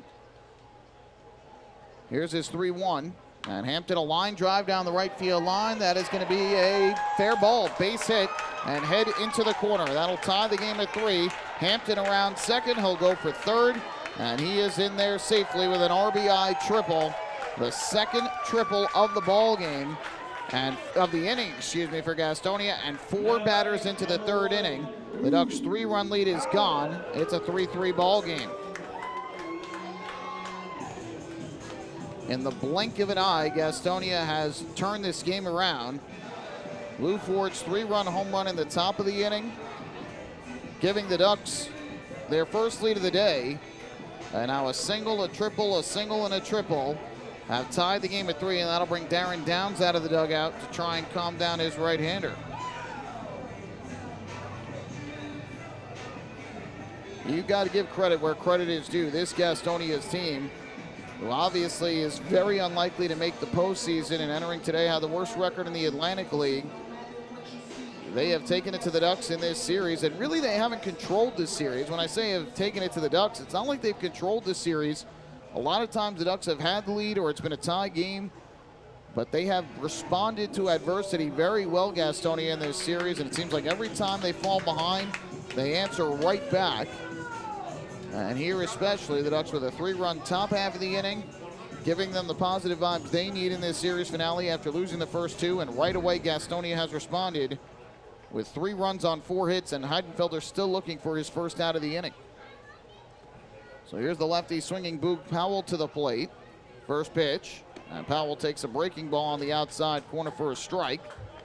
0-1. Powell popped out to third his first time up back in the opening inning when Heidenfelder faced the minimum 3. He gave up leadoff singles in the first 2 innings, but retired every hitter after that point. But it has not been the same case here in the 3rd outside of the leadoff single. Here Powell pops one up foul third base side, again out of play. And quickly 0-2 on the Honey Hunter center fielder.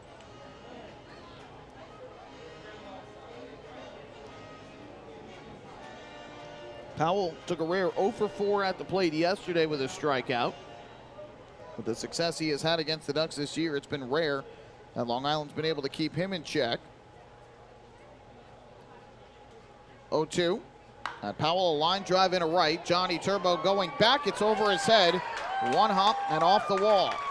Around third and in to score is Hampton, and stopping at second with an RBI double is Boog Powell. Gastonia has its first lead of the day. It's 4-3, and make it 5 straight hits allowed by Heidenfelder here in the 3rd. Now batting number 28, Joshua Solly. Johnny Turbo looked like he had some trouble with that one. The sun, which is setting behind the third base stand, seemed to be in his eyes a little bit, and he put the glove up right away I'm not sure if he would have been able to catch that anyway, even if he got a good read off the bat. But that sun seemed to give him a little bit of trouble right away and ultimately went over his head into the wall. For Powell, his 47th RBI of the year, 32nd double. Here's Joshua Saleh to the plate. And first pitch swinging, fouls one off. Back behind the plate, 0-1. And now the Ducks will get Tanner Wilt loose in their bullpen down the right field line. So a strong start to the game for Adam Heidenfelder. But here in the third, 5 straight hits, 3 for extra bases against the righty.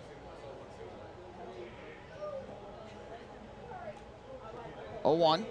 That's hit on the ground, foul down the right field line. And that will move the count to 0-2. And one thing that will be paramount for the Ducks down the stretch here, with 13 games remaining after today in this regular season, is figuring out the roles for their pitchers in the bullpen come playoff time. That has been one troublesome spot for the Ducks at points this year, and especially in this series. The bullpen was doing very well coming into this series, but has struggled in the 2 games thus far. Saleh, another ground ball foul. Ducks bullpen had 1 run allowed in 15 1/3 innings coming into this series, but allowed 7 runs, 4 earned in the opener, and gave up 3 more runs yesterday.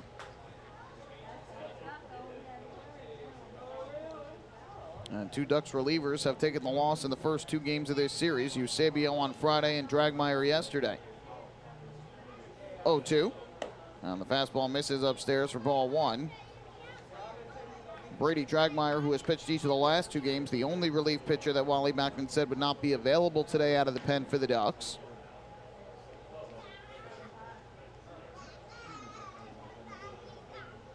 So 1-2 the count here on Saleh, who singled to right back in the second, got to second on a balk and was stranded there.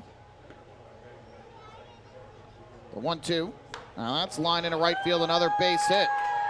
Around third goes Powell. He will come in to score. They get 6 straight hits for the Honey Hunters, who now have a 5-3 lead.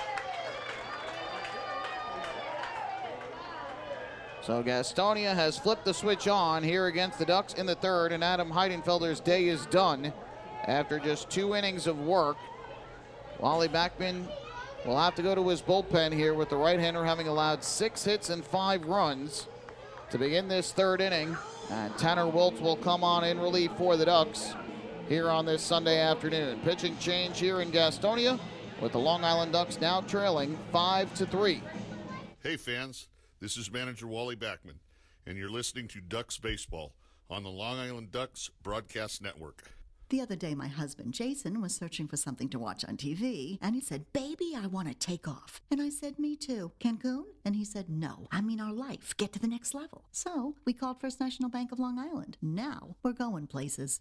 With access to local decision makers who are known for highly personalized service, First National is the bank that always puts you first. Newsweek named us the best small bank in New York State. Let's connect at fnbli.com. First National. Go first. Go far. First National Bank of Long Island, member FDIC.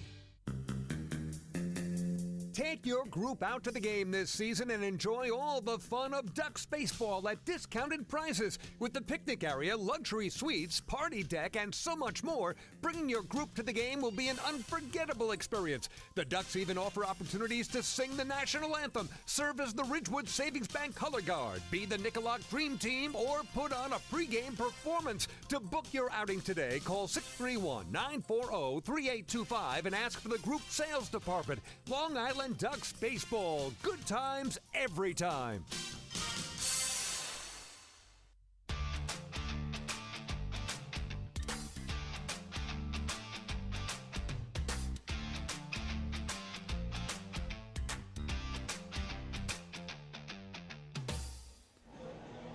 Well, things have changed in a hurry here in Gastonia. The Ducks took a 3-0 lead in the top half of the third inning on a 3-run home run by Lou Ford. But my, how things have changed since. A single by Manuel Geraldo, an RBI triple by Armindo Escobar, an RBI single by Alexi Amarista, an RBI triple from Reese Hampton, an RBI double from Boog Powell, and an RBI single from Joshua Saleh. 6 straight hits to begin this third inning. 5 runs given up by Adam Heidenfelder. And his day is done after 2+ innings. He will give way to Tanner Wilt, who will take over in the third. As Wally Backman said, his bullpen is all available today with the exception of Brady Dragmeyer. And he knew today was going to be a bullpen day, but I think he was hoping for at least 3, if not more, out of Heidenfelder. And he got off to a good start, striking out 4 over the first 2 innings. But the wheels came off in the third, and now Tanner Wilt will have to try and restore order for the Long Island Ducks pitching staff.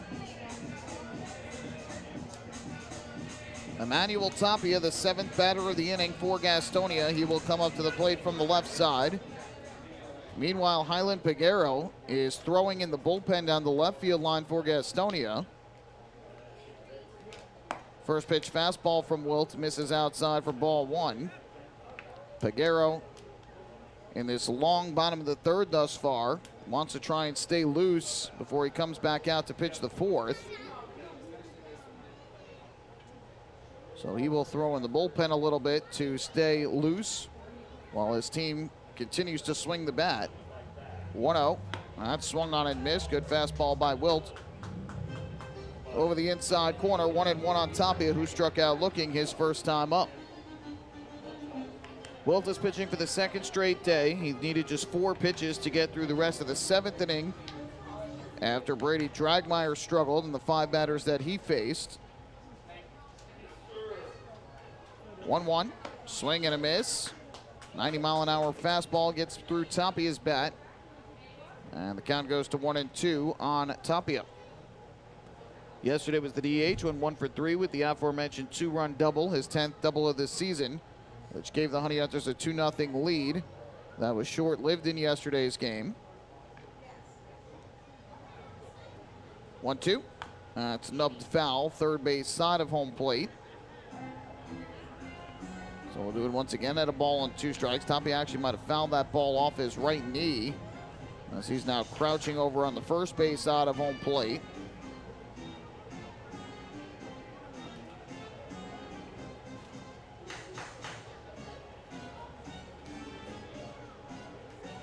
So Heidenfelder goes 2 innings plus 6 batters. As of now, charged with 8 hits and 5 runs, all earned. He's still responsible for Saleh at first. 1-2. And Tapia takes a breaking ball low and outside to even up the count at 2 balls and 2 strikes. Heidenfelder did not walk a batter and struck out 4. Had 1 balk mixed in there as well. And finished with 53 pitches, 37 for strikes. Swing and a miss for strike 3. Good start for Tanner Wilt as he gets Tapia to swing through the slider. First strikeout for Tanner Wilt, and there's 1 away here in the third. Now batting number 7, Ryan Cordell. That'll bring up Ryan Cordell to the plate, the designated hitter, batting in the 6th spot for Gastonia.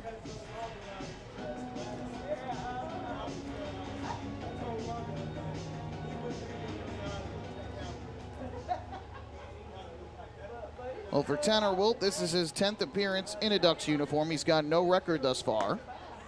First pitch fastball misses inside for ball 1. 5.54 ERA for Wilt.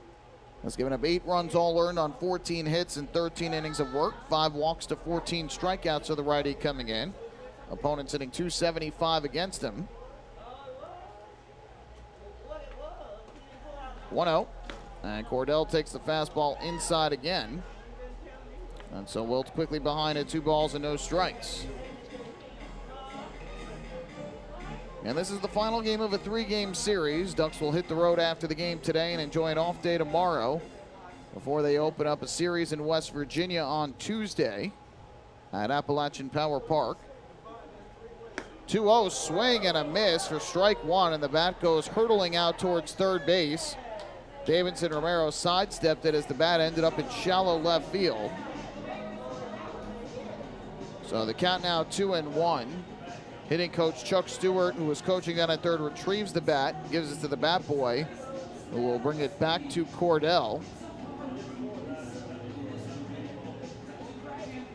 And he gets some more of the pine tar to try and put on the handle of the bat, make sure he's got a good grip.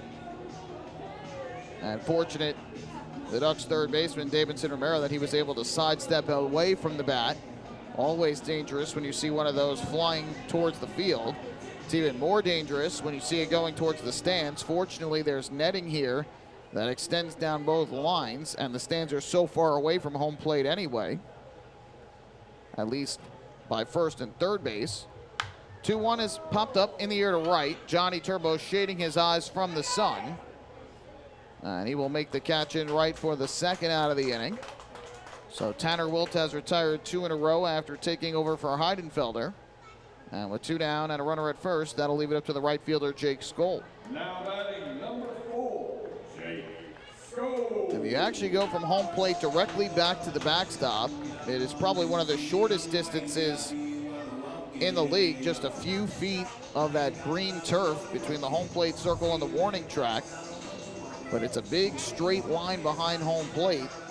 And so there's a lot of seating behind home plate and a lot of foul ground on the first and third base side. First pitch here, and Skoll will take a breaking ball outside, 1-0. We talked about this before, but a lot of times if there's a ball that kicks away from the catcher to the first or third base side of home plate, you could see a runner advance 2 bases. That's the odd quirk of this ballpark here in Gastonia. 1-0, and Skoll takes on the bottom of the strike zone. Another off-speed pitch that time from the right-hander. Evens the count at 1-1 on Skoll, who struck out swinging his first time up back in the second inning. This field used for a lot of other sporting events, including soccer and football. High Point's truest point, just like this one, an all-turf field, including the mound and home plate. 1-1. And that taken outside for ball number 2. So that'll move the count to 2-1.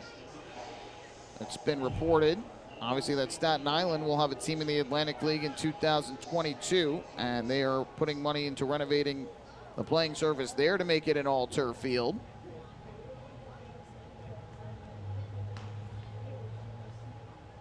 Here's Wilt's 2-1. Swing and a miss. Good fastball at 90 miles an hour over the outside corner. So that'll even up the count at 2-2. Brendan Feldman is getting loose in the bullpen down the right field line for Long Island. And perhaps Wally Backman will try and get Wilt through this inning and then give Feldman a clean inning in the fourth. We'll wait and see.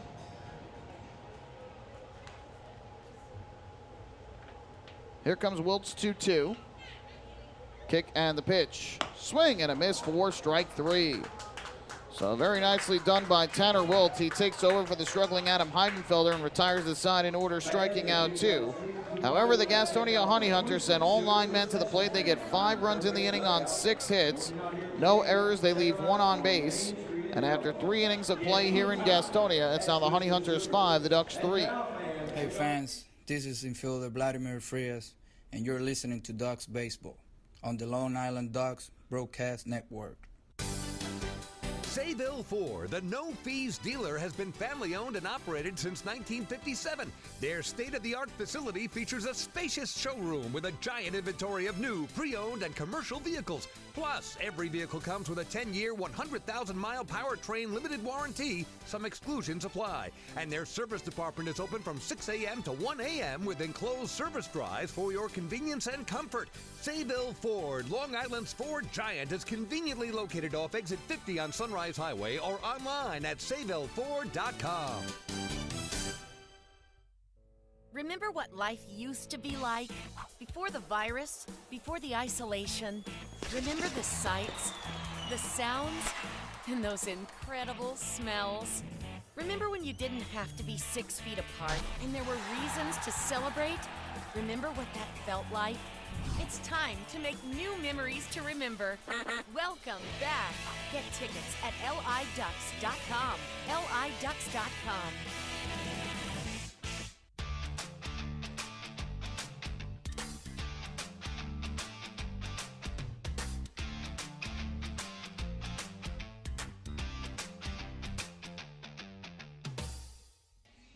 Well, the Long Island Ducks now find themselves behind 5-3 thanks to a 5-run, bottom half of the third after the Ducks took a 3-0 lead in the top of the third.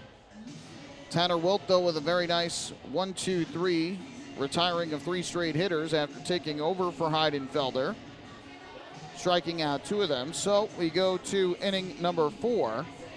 And fans, thank you for following all season long as the Ducks set out to meet the Chappies Home Run Challenge by hitting 100 home runs this year. They have met the challenge, and Chappies Funeral Home will donate $5,000 to the Quacker Jack Foundation. Chappies Funeral Home, where caring for others is our family tradition.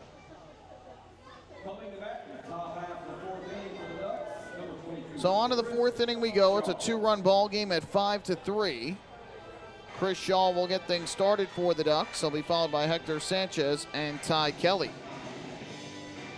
And a big job there by Tanner Wilt to keep this a 2-run game. Obviously still very much a ball game for the Ducks, trailing by just 2. But things could have gotten out of hand very quickly with the way that 3rd inning was going. 6 straight hits to begin the inning and 5 runs for Gastonia.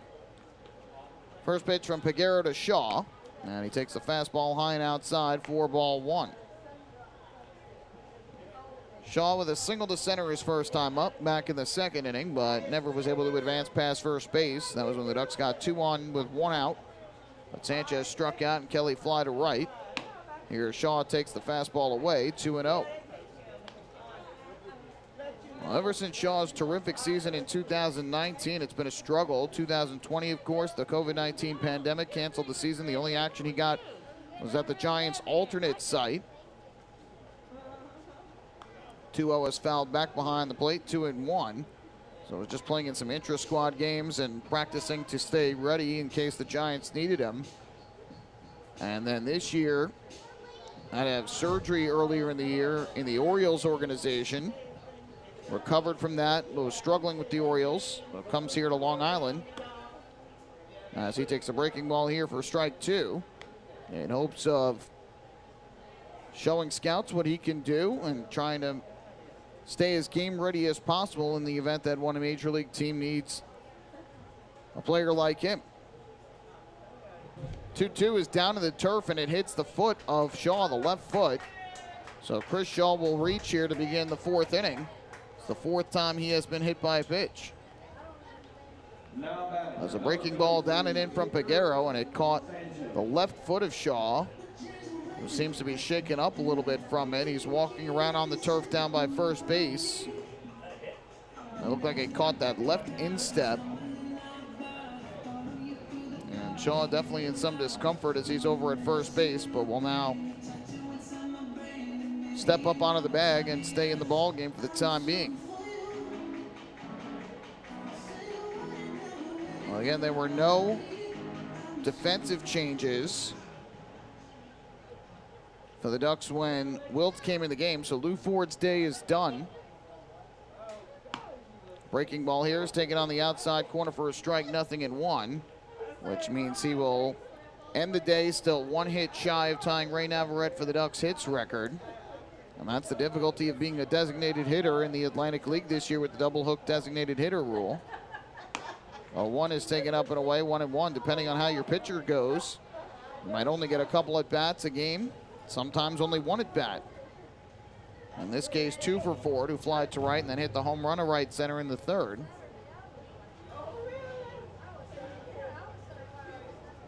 One swung on and missed. Sanchez way out in front of the breaking ball. So that will move the count to 1 ball and 2 strikes. The Ducks switch hitting catcher started the first game of this series, hit a 3-run home run as part of a 2-hit day. He also had his 13th double of the year.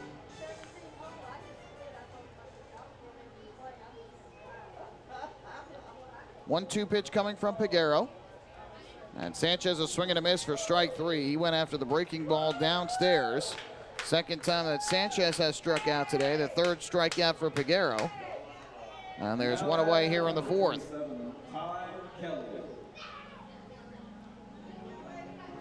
That'll bring up Ty Kelly. William Kerwin, the righty, who pitched in the first game of this series, an inning and 2/3, is getting loose in the bullpen out in left field for Gastonia.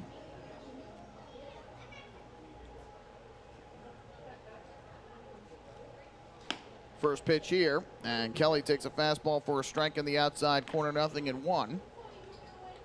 Again, Peguero pitching on just 3 days rest after his last outing, which came on September the 22nd. That was Wednesday. Foul ball back behind the plate, 0-2. Wednesday in West Virginia. So I'm not sure how far Goose Gazzo will allow Peguero to go in this one. He is currently at 51 pitches, 34 for strikes, has been very efficient since that quick 5-pitch first inning. Ducks have obviously seen more pitches and hit the ball better since that first inning. They've got 5 hits in the game, along with the 3 runs that they have scored. 0-2 to Kelly. Taken low and inside. And that is ball number 1. Brendan Feldman continuing to warm down the right field line for the Ducks. So it seems as though he will likely come in with a clean inning in the 4th.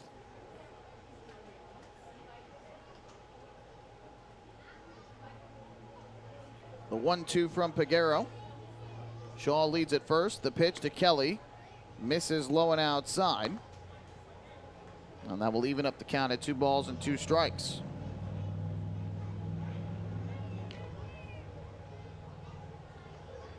Shaw does not run well at first, and certainly not helped out by that hit by pitch that caught the inside of his left foot. 2-2 to Kelly. Taken off the inside corner. Good eye by the Duck center fielder, who flied to right his first time up back in the 2nd. So now the count full at 3-2 with a runner at first and 1 out. So we mentioned Kelly had 4 hits yesterday, drove in a run and scored twice. Was 1 for 3 with 2 walks in the series opener, having a nice road trip. 3-2 here, blooped in the air out towards short. Manuel Geraldo back to make the catch. And Kelly retired for the 2nd out here in the 4th inning. Kelly returning to the Ducks on this trip after playing with Team Israel out in Italy as part of the European Baseball Championships, and hasn't skipped a beat since coming back to the States. 2 down, the runner still at first. And here's the 9-hitter and right fielder Johnny Turbo up to bat for the Ducks.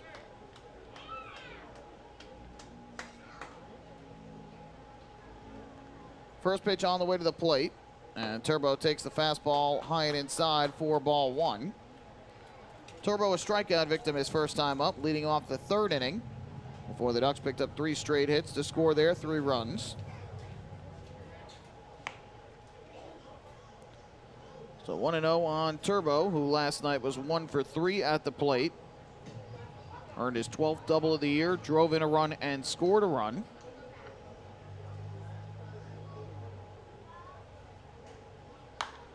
Turbo here pops one up in the air to shallow right. Amarista goes out, Skoll comes in, and Amarista, the second baseman, makes the catch.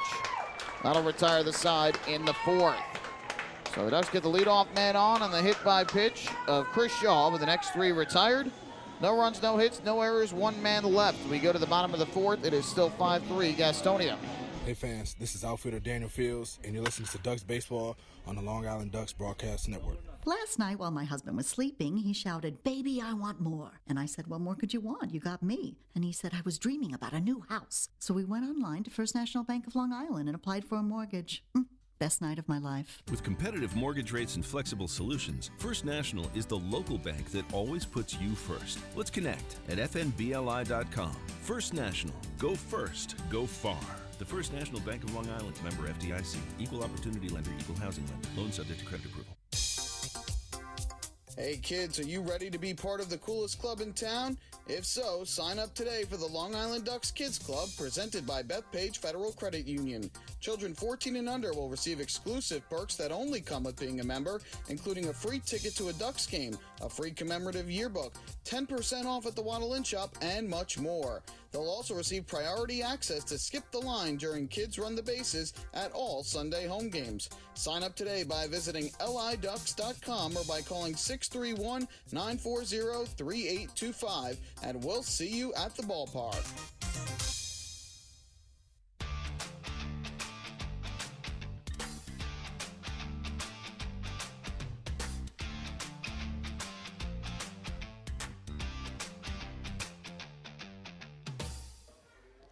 Well, we go to the bottom half of the fourth inning with the Long Island Ducks trailing the Gastonia Honey Hunters by the count of 5-3. Into the ball game is going to be Brendan Feldman, the third pitcher of the game for Long Island. He'll take over and pitch the fifth. As part of a double switch, Ramon Flores has come into the ball game for the Ducks out in right field. He'll go into the 3 spot of the order that had been held by Lou Ford and then Tanner Wilt when Wilt came into pitch. So Flores goes to right field here in the fourth. The outfield now with Mazzilli in left, Kelly in center, and Flores in right. And Brendan Feldman will take over on the mound for the Ducks after a scoreless inning out of the bullpen from Tanner Wilt, who struck out 2 and certainly looked impressive. We'll get you the final lines on the first 2 pitchers to throw for the Ducks here today. Manuel Geraldo will lead things off for the Gastonia Honey Hunters here in inning number 4. We'll also go through the out-of-town scores in this inning as well, get you caught up in action on a busy Sunday. First pitch from Feldman, and Geraldo will take a fastball outside for ball 1. Geraldo singled to right to lead off the third inning, scoring 1 batter later on the triple by Escobar.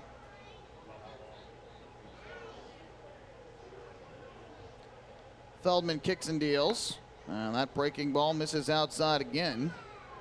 So quickly 2 straight out of the strike zone from the right-hander, who appears out of the bullpen for the second time.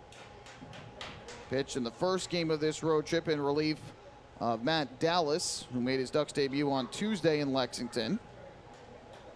2-0 here. That fastball's upstairs, and it's quickly 3-0 on Geraldo.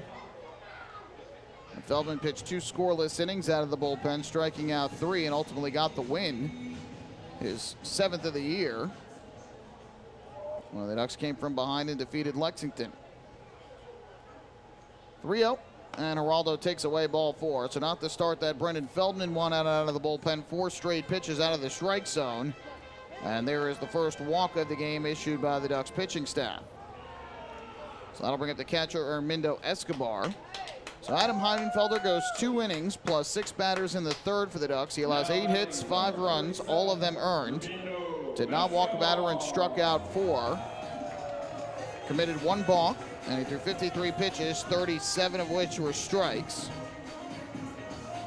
Tanner Wilt then faced 3 batters, retired all 3 on 2 strikeouts sandwiched around a flyout. Bunted back towards the mound, past Feldman. The shortstop Frias races in, throws off bounce to first, and it's not in time. Shaw had to come off the bag a little bit. It's going to be a bunt single for Ermindo Escobar. And the Honey Hunters quickly have the first 2 on here in the 4th inning. We saw Escobar try and bunt initially before his triple in the 3rd. And pushed that bunt past Feldman towards short. Frias tried to make the play, but ultimately could not get the throw to first in time. So 2nd hit of the game for Escobar. He and Geraldo are both on twice in 2 trips to the plate today. And back to the top of the order for Alexi Amarista. Wilt threw 15 pitches, 9 for strikes. So Feldman in trouble right away on the walk and the bunt single. 9th hit of the game for Gastonia. There's Alexi Amarista, who has 2 singles. He squares to bunt, pulls back and takes a strike. 0-1. Somewhat surprising to see Gastonia bunting here. Ahead by 2 runs. But Goose Gazzo often likes to play small ball a bit. We saw that one up in New Britain as well. Feldman looks to second, the 0-1. This time he does not square and takes a curveball down and in to even things up at 1 ball and 1 strike. Couple games are final. First in Lancaster, where the Blue Crabs defeated the Barnstormers 6-2. They take the series in Lancaster. Colton Mahoney improves to 8-5. Niall Ball falls to 2-6. 1-1. On the ground towards second base. Lombardozzi fields, flips a short one onto first, double play. Just what the doctor ordered for Brendan Feldman. 4-6-3 on the double play off the bat of Alexi Amarista. And just like that, 2 down and a runner at third for Reese Hampton. Now batting number 3, Reese Hampton. So the first double play of the ball game for either side. And now a 2-down Reese Hampton to the plate. Zach Collier at his 12th home run of the season for Southern Maryland in the win. Baca and Crosby with 2 RBIs each. Alleman and Dugan had the RBIs for the Barnstormers in the loss. So again, for the moment, Southern Maryland is within 2 games of the Ducks for first place in the second half North Division standings. First pitch to Hampton, lifted in the air to left, hit pretty well. Back goes L.J. Mazzilli to the warning track, looks up at the wall, and you can forget it. A 2-run opposite field, 2-run home run off the bat of Reese Hampton. It is his 8th home run of the season, his 2nd of the series, and a big blow with 2 outs in the inning after the double play. It's now 7-3 Honey Hunters. Well, in this ballpark, the ball can go out quickly. It's only 304 feet to the wall in left. That was a little bit more towards left center. But Feldman has had some troubles at times this year with 2 outs and 1 pitch. Hampton wastes no time, deposits it over the left field fence. And it's now a 4-run lead for Gastonia. So all those good feelings after the double play quickly erased on the long ball. First home run for Gastonia. Each team now has a long ball in this game. Foul ball to the third base side here by Boog Powell, and the count 0-1. Lexington Legends all over the York Revolution today, 11-2 in Kentucky. They take that series. J.J. Hoover, the win, improved to 7-1. Eduardo Rivera took the loss to fall to 6-3. 0-1 is outside for a ball, 1-1. Christian Correa hit his first home run with Lexington. Darian Sanford his 2nd of the season. Melky Mesa with his 15th of the year for York.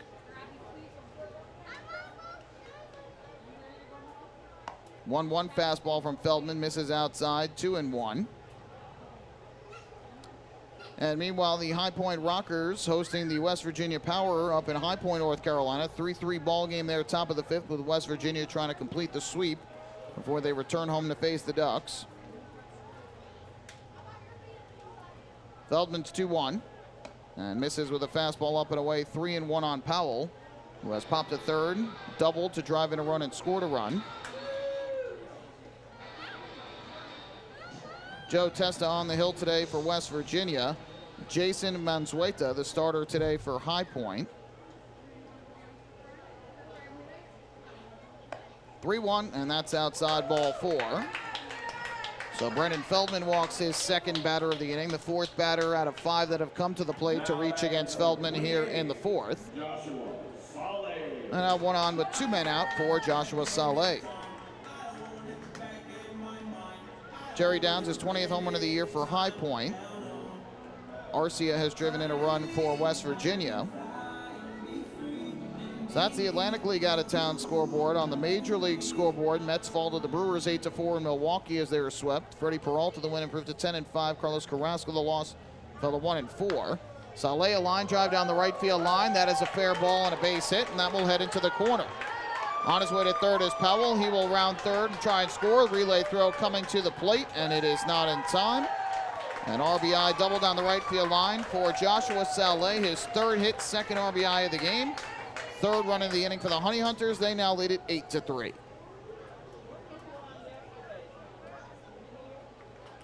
So a rocky 4th inning here for Brendan Feldman, who has given up now 3 runs on 3 hits and 2 walks. 3 of the runs scoring with 2 outs in the inning. All 3 of the runs scoring with 2 outs in an inning. And that has been a big problem for the Ducks in this series. The amount of 2-out runs they have given up to this Honey Hunters team. And my, how different this series could be if the Ducks pitching staff was able to get those important outs rather than letting Gastonia take advantage. So again, give the Honey Hunters credit. They have put together those good at-bats and taken advantage of pitches left out over the plate. Now Emmanuel Tapia, the hitter, and he takes outside for a ball, 1-0. So after the double play by Amarista, a home run by Hampton, a walk to Powell, and a double that brought in a run by Saleh.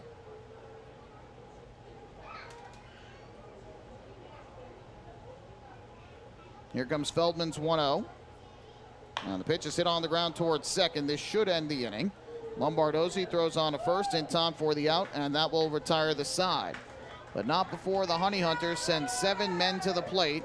They had 3 runs on 3 hits and 2 walks. No errors in the inning, 1 man left. We head to the 5th here in Gastonia. It's 8-3 Honey Hunters. Hey fan, this is pitcher Anderson De Leon, and you're listening to Duck Baseball on Long Island Ducks Broadcast Network. That one in the air, deep right field, and that ball is gone! A solo homer to right center for Chris Shaw! Fans, thank you for following all season long as the Long Island Ducks tried to meet the Chappies Home Run Challenge. And that Chris Shaw blast on September 18th was the Ducks' 100th homer of the season. And that means the Ducks have met the challenge. And reaching the century mark means Chappies Funeral Home will donate $5,000 to the Quackerjack Foundation. Not only do home runs help the Ducks win a game, they also help the community win. Chappies Funeral Home, where caring for others is their family tradition. Can't get enough of the Long Island Ducks? Well, now you can get even more inside info on your favorite hometown team through Facebook and Twitter. The Ducks are constantly updating fans through social media with scores, transactions, ballpark promotions, and much more. You can even win great prizes. All you'll need to do is make a free account on Facebook and Twitter, and then visit us at facebook.com/LIDucks and twitter.com/LIDucks. Think you're Long Island's biggest Ducks fan? Get connected now.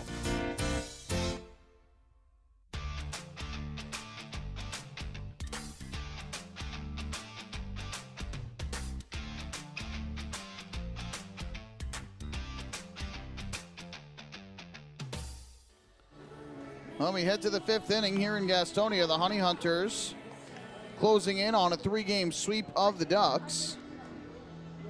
Long Island trailing right now 8-3, as after the Ducks took a 3-0 lead in the third.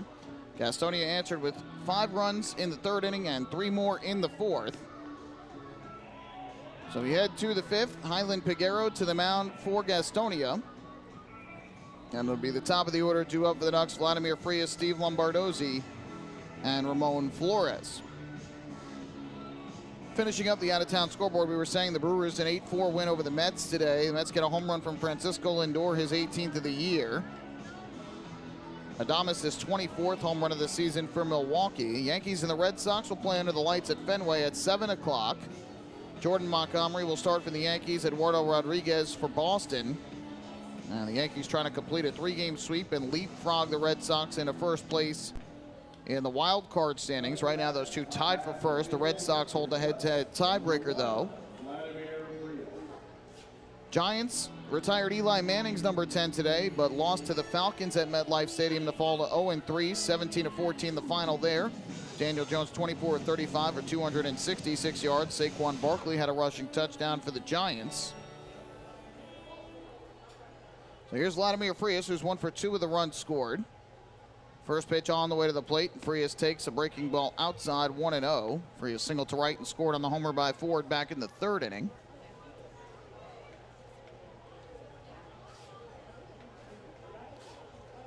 One-0 pitch. And Frias a ground ball towards second base. Charging in is Amarista. We'll throw to first in time for the out. 1 away here in the 5th.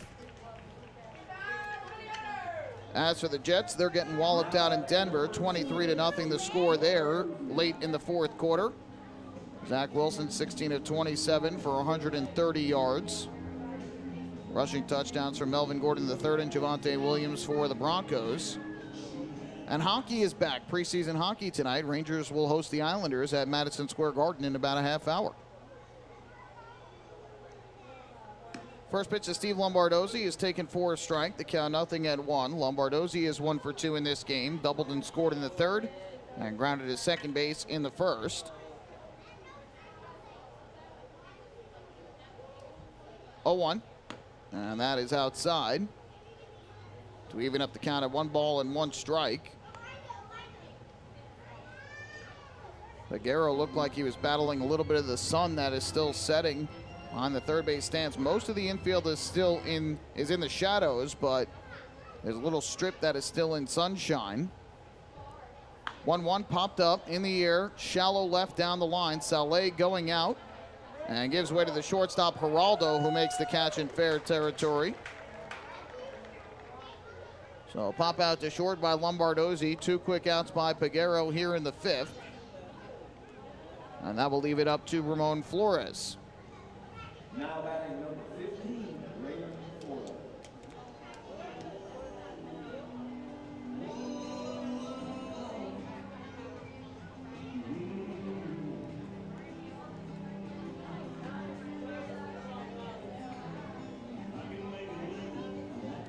So a 2-down Flores will get his first at bat of the day. He went in as part of a double switch in the 4th inning.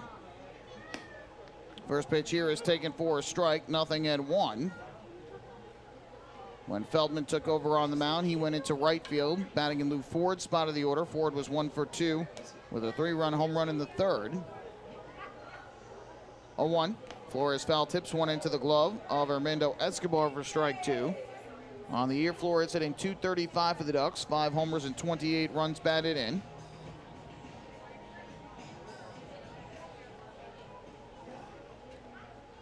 Oh, 0-2 pitch from Peguero, and Flores will take down in the turf for ball number 1.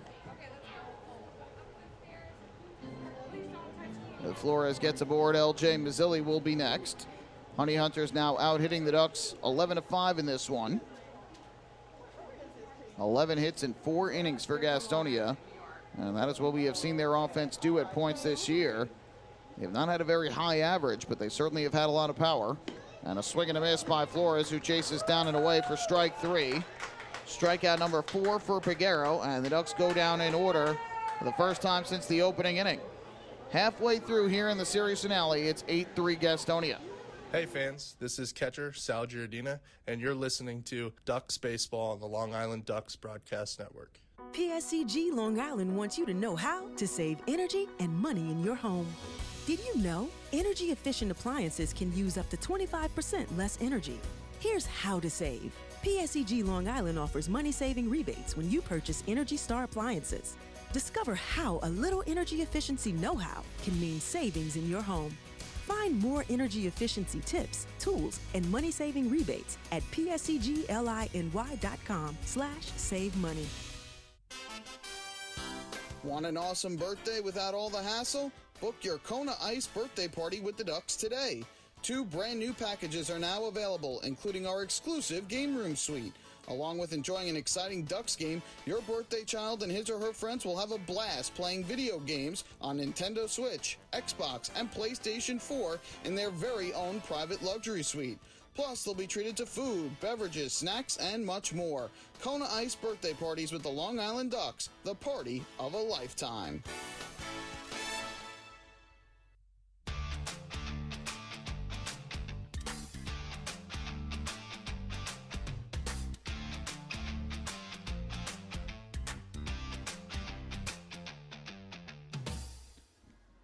Michael Pollock with you here at CaroMont Health Park. We go to the bottom half of the 5th inning with the Ducks trailing the Honey Hunters by the count of 8-3. Brendan Feldman back to the mound after conceding 3 runs with 2 outs in the 4th.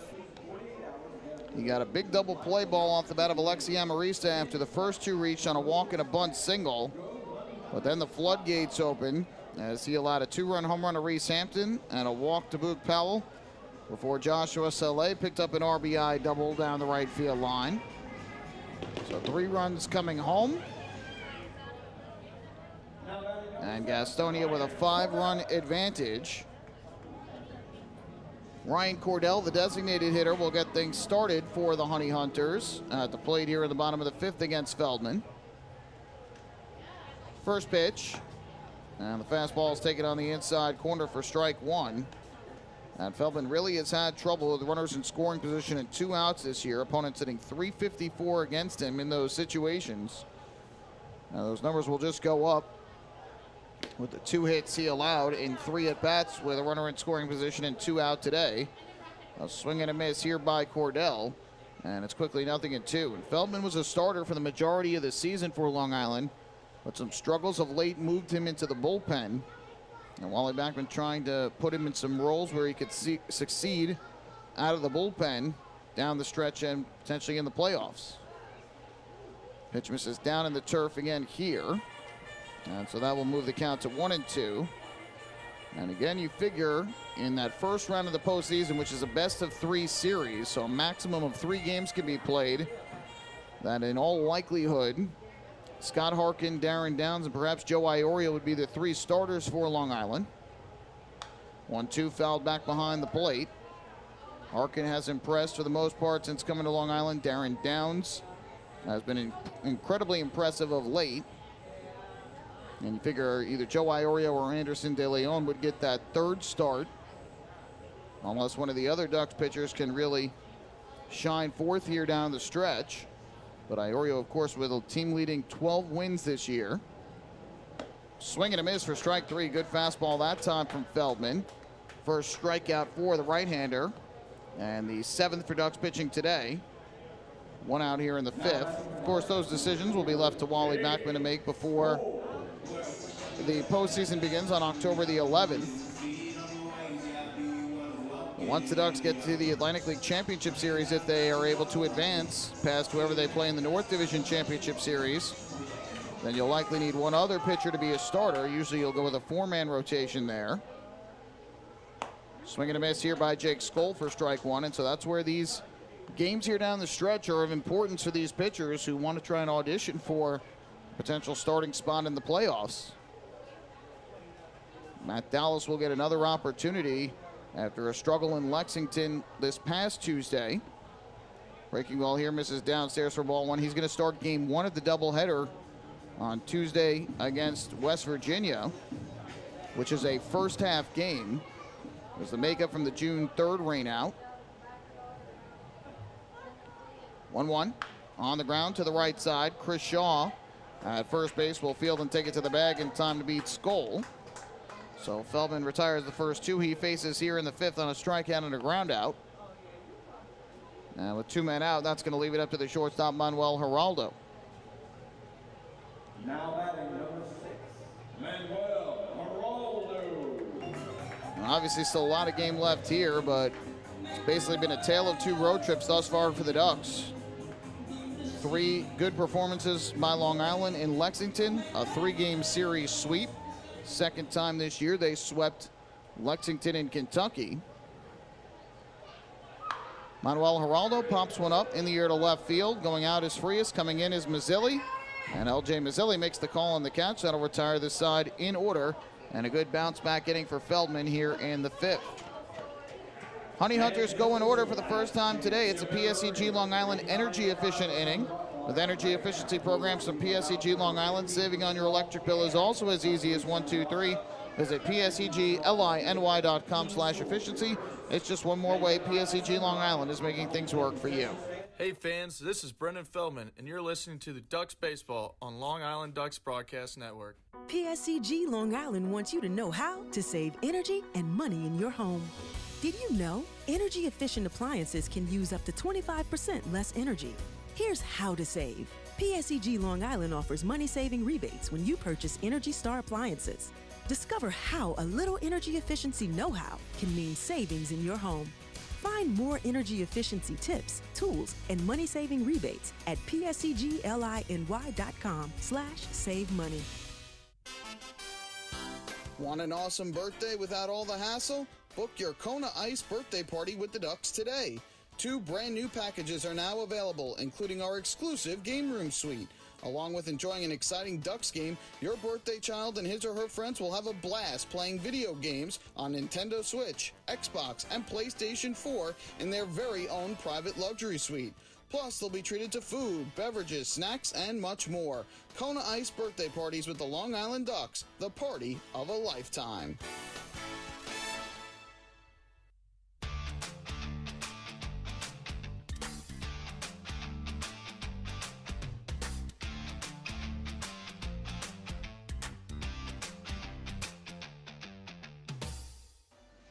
Ducks fans, don't forget to stop by the Waddle Inn shop on your next visit to Fairfield Properties Ballpark, where exclusive, hard-to-find Ducks memorabilia is now on sale. Proceeds benefit the Quacker Jack Foundation, the charitable arm of the Long Island Ducks. Ducks trail this one by the count of 8-3. We go to the 6th inning, and Highland Piguero, who just a couple innings ago had a pitcher warming up in the bullpen and looked like he might only go 3 or so innings, but Peguero has gotten the offensive support he has needed from his team and has been able to throw back-to-back scoreless innings, allowing just one base runner out of the last 9 that have come to the plate since Lou Ford's home run in the 3rd. And that was the hit by pitch of Chris Shaw in the 4th. So Peguero has settled down since the long ball. And now he will go to work in the 6th inning against the middle of the Ducks order. L.J. Mazzilli will start, followed by Davidson Romero and Chris Shaw. First pitch on the way to the plate from Peguero, and Mazzilli takes the fastball high and inside for ball 1. Mazzilli reached on an infield single to second base back in the 2nd inning, was stranded at 2nd, and grounded to short in the 3rd. Just 1 hit and 11 at-bats in this series for Mazzilli. He did score a run, though, yesterday.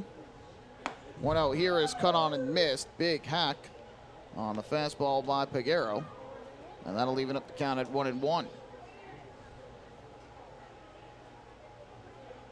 Mazzilli was 0 for 4 at the plate yesterday, but did reach on a fielder's choice and scored. 1-1, lifted in the air to right. Jake Skoll a couple steps in to his right. Will make the catch. And Mazzilli retired for the first out here in the top of the 6th inning. Well, if Peguero gets 2 more outs, he'll have a quality start here today against the Ducks. To go back to that first start when he threw 5 2/3 scoreless innings against Long Island. Pretty impressive by Peguero, who has had a bit of an up and down year, but has pitched fairly well against Long Island in the starting role. And today, even more so impressive, doing it on just 3 days rest after pitching Wednesday in West Virginia. First pitch fastball here is on the inside corner for a strike. Nothing in 1 the count on Romero, who is 0 for 2 in this game. He has popped to short and flied to center. The top of the order has done somewhat okay for the Ducks here today. The bottom of the order is quiet, though. The 7, 8, 9 hitters 0 for 6 combined. Pitch here misses low, and that'll even up the count at 1-1.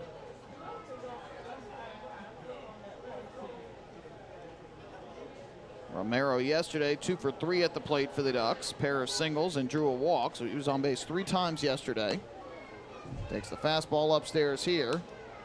That'll move the count to 2-1. Romero had 1 hit and 4 at-bats in the series opener, but it was a 2-run home run. Also walked to the game and scored twice. It's been a pretty good road trip thus far for Romero. 2-1. Fouled back to the screen behind home plate, upstairs actually. And then Karam's back down below, and a nice grab made by a fan sitting in the 3rd row. Off to our left and gives the baseball to the young fan sitting on his lap with some platinum blonde hair. Now it looks like his little brother trying to get the baseball from him. 2-2 the count with the bases empty and 1 away. Peguero winds and fires, and Romero a swing and a miss for strike 3 late on the breaking ball. So there was strikeout number 5 for Peguero. Romero retired for the 3rd time today. And with 2 men down, that's going to leave it up to Chris Shaw.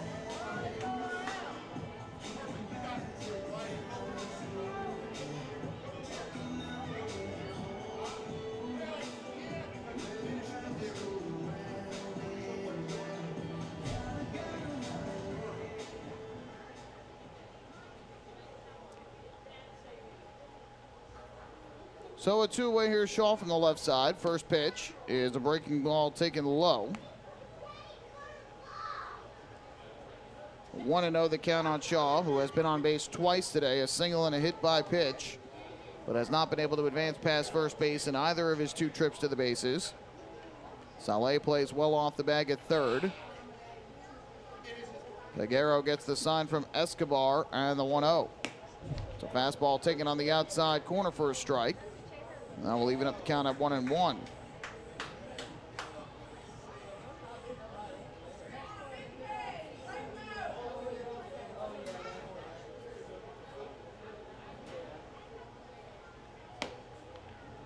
Fastball here misses low.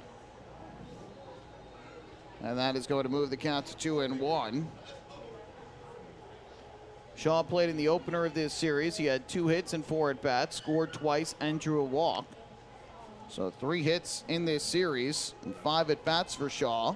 And has been on base 2 other times on a walk and a hit by pitch. Here he swings through, and that'll even up the count at 2-2. I certainly hope Shaw can heat up at the plate over these last couple of weeks leading into the postseason.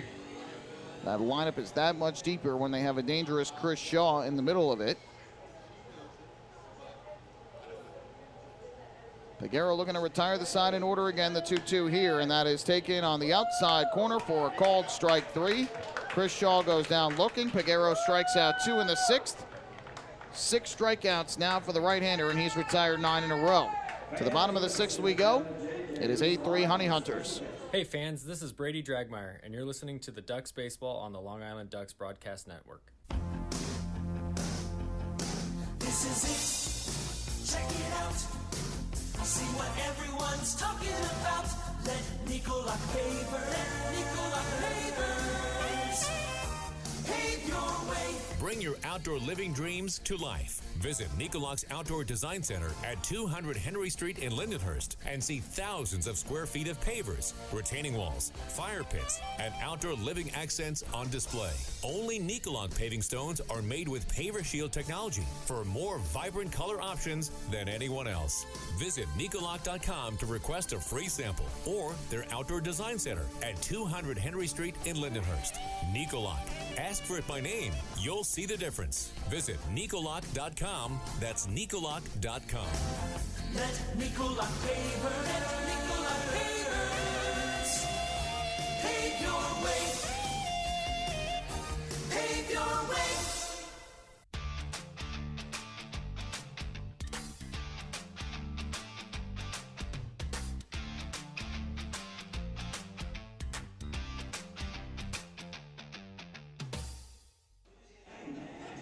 On to the bottom of the 6th inning. The Ducks trailing the Honey Hunters by the count of 8-3 in the final game of this 3-game weekend series.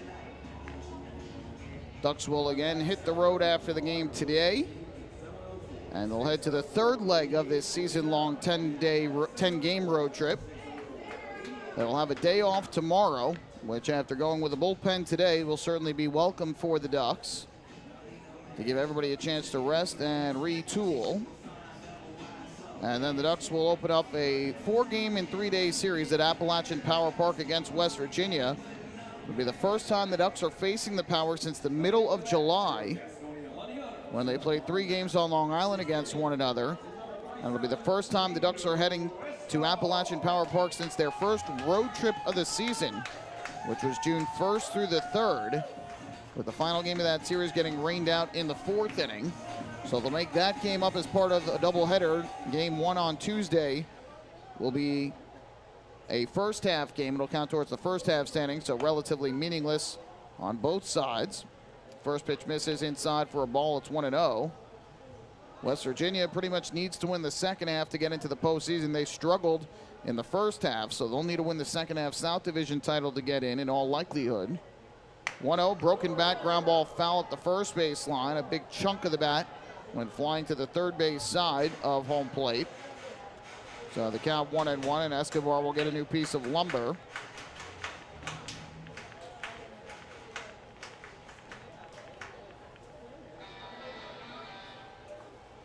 But they'll play 2 7-inning games on Tuesday, and it's going to be an interesting one. The West Virginia Power this year have been playing as the Charleston Charlies on Tuesdays and Saturdays this season, harkening back to a name that the franchise previously held in Charleston. Ground ball, 1 hop to third. Romero will field and throw out Escobar at first. Ducks retiring Escobar for the first time today. He had an RBI triple and a bunt single in his first 2 at-bats. Feldman has now retired 5 in a row. Back to the top of the order for Alexi Amarista. But then for game 2 of the doubleheader, the Power will be rebranded. The team has announced that when they take the field for game 2 of the doubleheader, they're going to be going out there with a brand new name to start a new chapter of professional baseball in West Virginia. Ground ball here to Lombardozzi. Couple hops, and Lombardozzi will throw out Amarista at first. So 2 quick outs induced by Feldman here in the 6th, and Amarista now 2 for 4. Some rumors have been floating around of the Dirty Birds or the River Toads as 2 possible names. Obviously, this year was a new chapter for West Virginia baseball. After losing their major league affiliation, they joined the Atlantic League this year and are trying to get into the postseason and turn things around after a difficult first half. They entered the day a game and a half up in the second half standings on High Point. Correction, they actually entered the day 2.5 games up on High Point in the South Division standings. First pitch here to Reese Hampton, who has homered today, takes inside for ball number 1. So the Ducks will play against the Charleston Charlies technically in game 1 and against the West Virginia Somethings in game 2. We don't know yet what it will be. 1-0. And that breaking ball downstairs. 2 balls and no strikes. But West Virginia electing to make that change late in the season. So that will certainly be a talking point when the Ducks play in West Virginia on Tuesday. And they'll play Wednesday night and Thursday night at 7:05 before they make their way back home to Long Island to open up a 3-game series against the Barnstormers on Friday, October the 1st. Pitch misses outside here, 3-0 on Hampton. It'll be the first time that the Atlantic League plays regular season games in October. And part of the weird schedule this year with the season pushed back about a month because of the COVID-19 pandemic. 3-0. And that fastball taken at the knees for a strike by Hampton, 3-1. Regular season ends on October the 10th, and then the postseason begins the following day.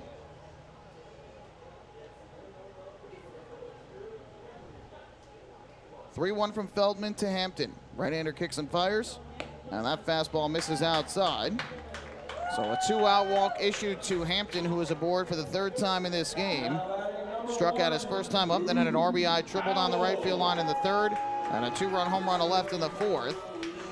For Feldman, that ends a streak of 6 in a row retired. That's his 3rd walk of the afternoon. The runner at first and 2 down, that'll bring up the dangerous center fielder, Boog Powell.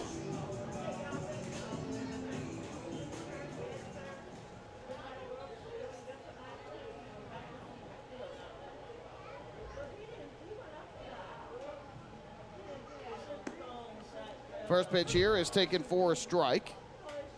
And the count goes to 0-1.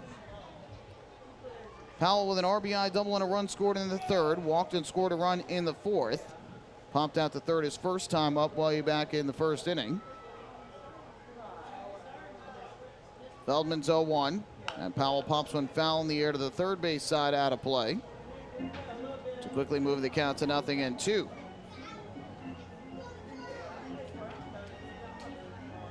William Kerwin, it looks like, is continuing to get loose in the bullpen on the left field line. I believe that's who it is for Gastonia. So Highland Peguero might be done after 6 innings this evening. Feldman's 0-2. Runner from first goes, and the pitch is taken high. The throw down to second base by Sanchez is not in time. Frias thought he got the tag down on Hampton, and it should have been the final out of the inning, but they say otherwise. So Reese Hampton with his first stolen base of the game, 7th this year with Gastonia. And the Honey Hunters with another runner in scoring position.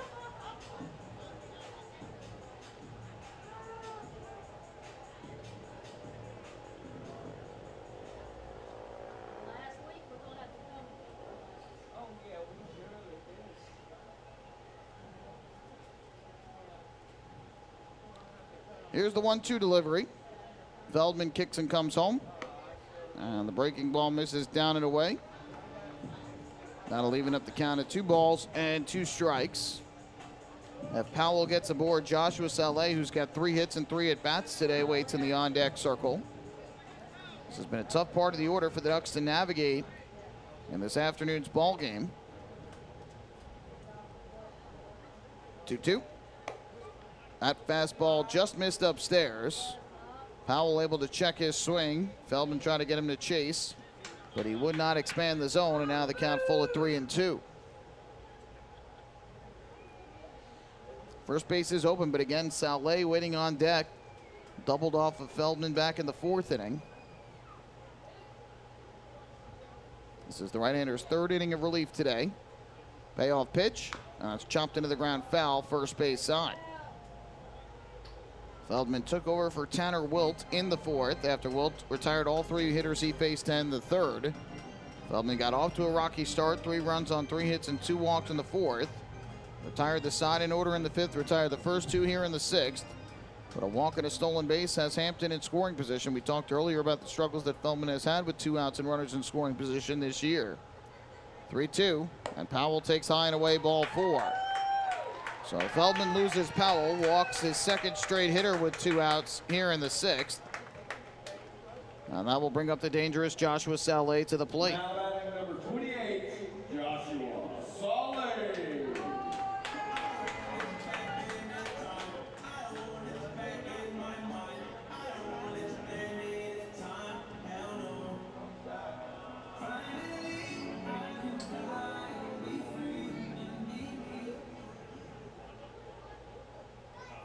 So with 2 down, here is Saleh. 3 hits, 2 RBIs in his 3 at-bats thus far. The first pitch on the way from Feldman. And he misses way up and outside for a ball, 1-0. Coming into today, Feldman this year 7-4 with a 5.77 ERA in 20 games, 19 of those starts. Walks have been an issue at points. 53 walks in 103 innings coming in, 76 strikeouts. He's had a couple of very good starts in there this year, but a couple times where he has really struggled with his command and has had some difficulties pitching and keeping some of these teams that can hit the ball out of the yard in the ballpark. Lancaster specifically, and the York Revolution as well. And now finds himself behind in the count here at 2-0 on Saleh, who doubled and drove in a run his last time up in the 4th against Feldman.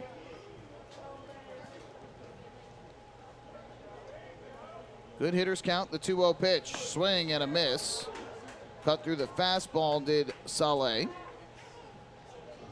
Saleh yesterday was kept quiet. He was just 0 for 4 at the plate. Well, was 1 for 3 with an RBI and a run scored and drew 2 walks in the series opener on Friday night.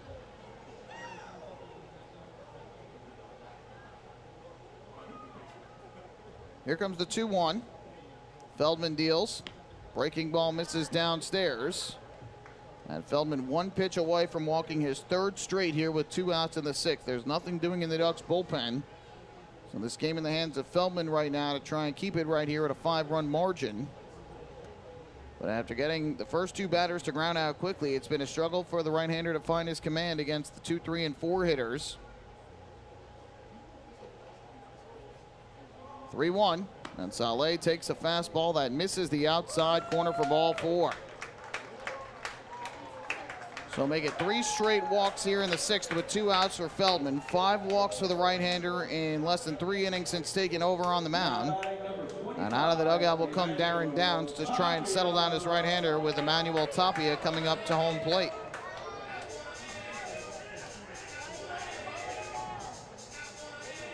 Well, it's got to be frustrating for Wally Backman, who is trying to see Feldman give him some length here after the struggles early of Heidenfelder. They wanted to be able to give Feldman a clean inning, and he struggled in that clean inning again with 2 outs. He was able to get a big double play by Amarista after the first 2 reached, but then 3 straight reached with 2 outs, driving in the 3 runs. And here with 2 outs and the bases empty in the 6th, walk, walk, walk.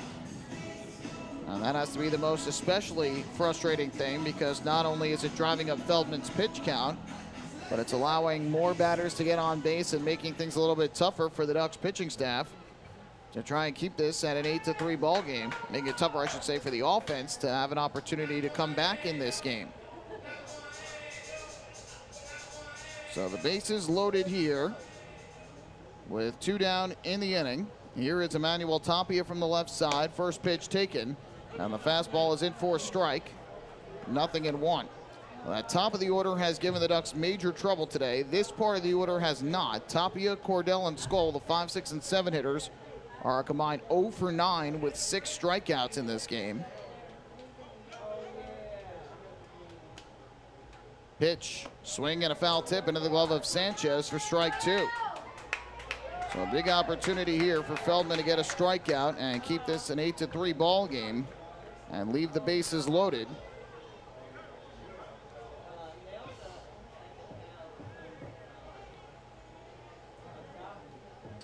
Right-hander looks in for the sign from Tapia and comes set. Pitch is swung on and missed for strike 3. So the visit from Darren Downs worked. It comes Feldman down. He gets a big strike out of Tapia on 3 pitches. Second strikeout for Feldman. That'll retire the side in the 6th. No runs, no hits. 3 walks, 3 left. On for the Gastonia. We will go to the 7th inning here in North Carolina. It's 8-3 Honey Hunters. Hey fans, this is infielder Jesse Berardi, and you're listening to Ducks Baseball on the Long Island Ducks Broadcast Network. When we see Long Island, we see you. Because at Catholic Health, we know that it's your remarkable lives that breathe life into our island. So at every Catholic Health hospital, practice, and care facility, we're able to provide the highest quality, most innovative care for your body, because our culture cherishes your humanity. Long live Long Island.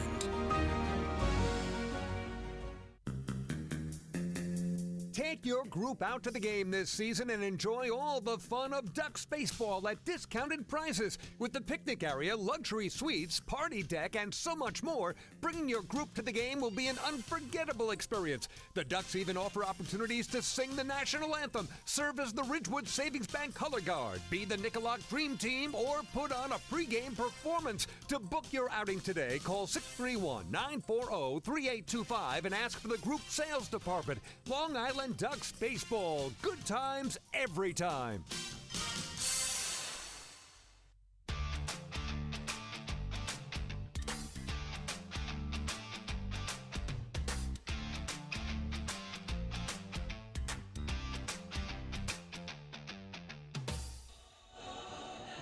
On to the 7th inning with the Long Island Ducks trailing the Gastonia Honey Hunters by the count of 8-3 here in the series finale. Fans, the 2021 season of Ducks baseball is presented by Catholic Health with a talented roster full of major league experience and exciting promotions every night. You won't want to miss a second of the action as the Ducks get back to fun in 21. Tickets are available for all Ducks home games. You can get your tickets at the Fairfield Properties Ballpark box office, online at liducks.com, or by calling 631-940-TIXX. New pitcher is in. It is right-hander William Kerwin. He will take over after 6 innings of 3-run ball from Highland Piguero, who is in line for the win. It would be his 4th of the year. Really made only one mistake today, and that was the 3-run home run by Lou Ford way back in the 3rd inning that gave the Ducks a 3-0 lead. And that lead did not last long at all as the Honey Hunters responded in the bottom half of the inning with 5 runs of their own to take the lead and have yet to relinquish that lead. Give you the final line on Piguero shortly. Leading things off for the Ducks will be Hector Sanchez. And the first pitch is taken for ball number 1. Sanchez 0 for 2 thus far today with a pair of strikeouts. Went down looking in the 2nd, swinging in the 4th. 1-0. And Sanchez grounds this one foul. Must have caught his front foot as it went out towards the mound. Ducks look like they have Frank Moscatello getting loose in the bullpen down the right field line. Brendan Feldman due up 3rd in the inning, the 9th spot of the order, so Feldman likely done after 3 innings. Gave up 3 runs in his 1st inning, then back-to-back scoreless innings, though he flirted with trouble in the 6th. 1-1. Sanchez, a ground ball to the right side, fielded by Emmanuel Tapia at first. He'll take it to the bag himself for the out. And there's one away here in the top of the 7th. The Sanchez now over 3. Now batting number 27, Ty Kelly. That'll bring Ty Kelly up to the plate. As Kelly bats from the left side against the right-hander Kerwin. So Piguero goes 6 innings tonight for Gastonia. 5 hits, 3 runs, all of which were earned. Did not walk a batter and struck out 6. Line in a right field. There's a base hit for Ty Kelly, who continues his red-hot road trip. First time he's been on base today after flying out to right and popping out to short in his first 2 at-bats. 6th hit of the game for the Ducks and their first hit since Lou Ford's home run in the 3rd. That'll bring up Daniel Fields, who will come to the plate to pinch hit in Brendan Feldman's spot of the order. Now batting number 29, Daniel Fields. So Daniel Fields will pinch hit here in the 7th, and he'll get his first action of this series. He's played very sparingly on this road trip for the Ducks. Fields only had a pinch hit opportunity in the series in Lexington.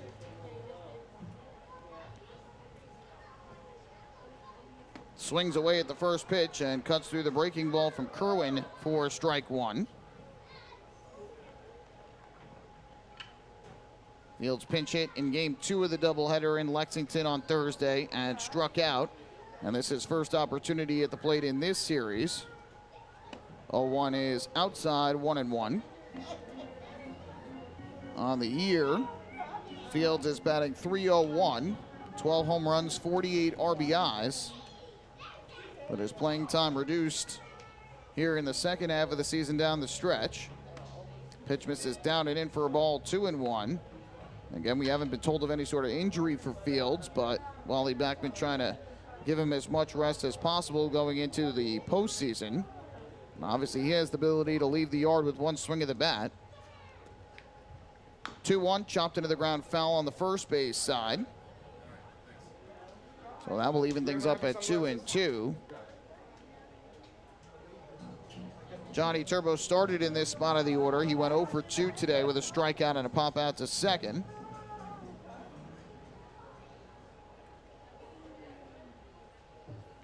Kelly leads from first, 4 for 5 in the stolen base department this year. 2-2 on the way from Kerwin. And Field swings and pops one up in the air to left field towards the line. Long run over for Reese Hampton. And he'll run out of room as it goes into the picnic area. That lower part of the picnic area with all the rocking chairs. So a foul ball by Fields here. We'll do it again at 2 balls and 2 strikes. Kerwin is pitching for the second time in this series. He threw an inning and 2/3 of relief on Friday night behind rival Gastonia. Allowed 2 runs on 4 hits and a walk while striking out 1. 2-2 swung on and missed, strike 3. He was late on the offering from Kerwin. So there's the first strikeout for Kerwin, the 7th strikeout for the Honey Hunters pitching staff. And with 2 away, that'll leave it up to the shortstop, Vladimir Frias.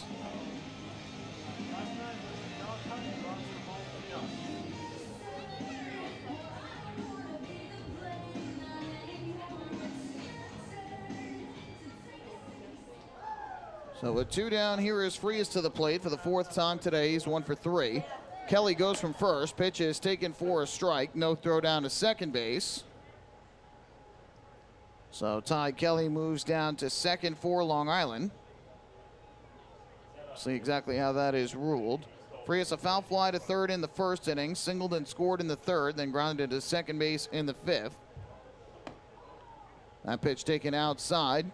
And it'll leave it up the count at 1-1. Frias yesterday was 0 for 5 at the plate for Long Island with a strikeout. The 1-1. Line drive in the air to right center. Boog Powell drifts over to his left. He'll make the catch. And Kerwin with a scoreless inning in the top of the 7th. No runs for the Ducks. They get 1 hit and leave 1 man on base. Time to stretch here at CaroMont Health Park. Gastonia 8, Long Island 3. Hey fans, this is pitcher Clint Freeman, and you're listening to Ducks Baseball on the Long Island Ducks Broadcast Network.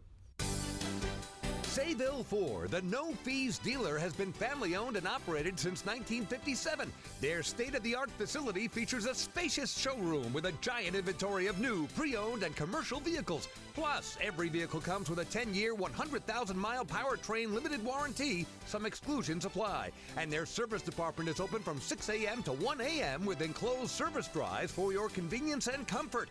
Sayville Ford, Long Island's Ford giant, is conveniently located off exit 50 on Sunrise Highway or online at SayvilleFord.com. Remember what life used to be like? Before the virus, before the isolation. Remember the sights, the sounds, and those incredible smells? Remember when you didn't have to be 6 feet apart and there were reasons to celebrate? Remember what that felt like? It's time to make new memories to remember. Welcome back. Get tickets at liducks.com. liducks.com.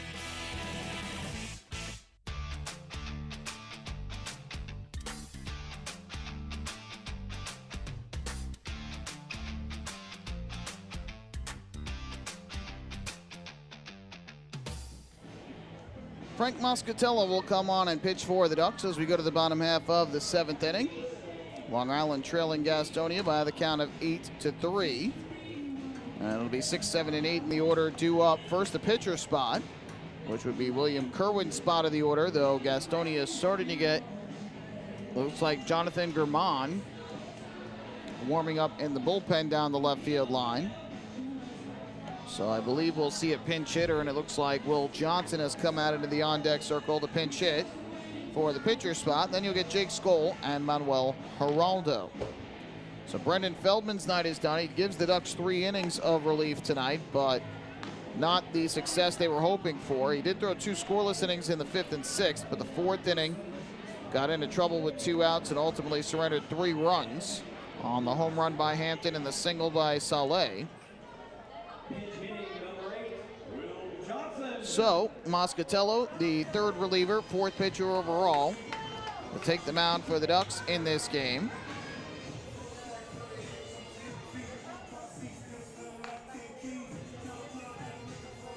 And Will Johnson will come up to the plate to pinch hit here in the bottom half of inning number 7.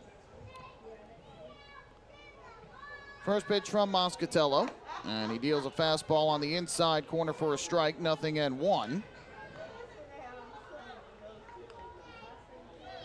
Johnson hitting for the second game in this series. He pinch hit in the series opener and drew a bases loaded walk against Ricky Eusebio in his lone at bat. Fouled back to the screen behind home plate here. And Johnson quickly behind in the count of 0-2. Johnson thus far for the Honey Hunters this year is hitting .207. 2 homers, 14 RBIs, and limited playing time for Gastonia. He has just over 100 at-bats this year.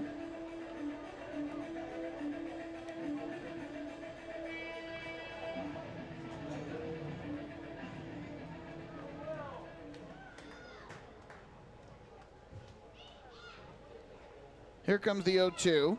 Moscatello deals, and the pitch is down in the turf for ball number 1.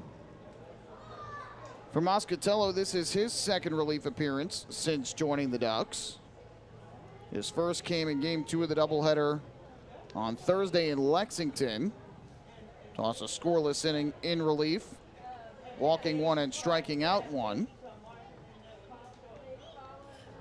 1-2, line drive into right center field. That ball's going to get down for a base hit. It'll split the outfielders and go to the wall. Johnson on his way to second as Ty Kelly fires it back in. And Will Johnson aboard with a leadoff pinch hit double here in the 7th inning.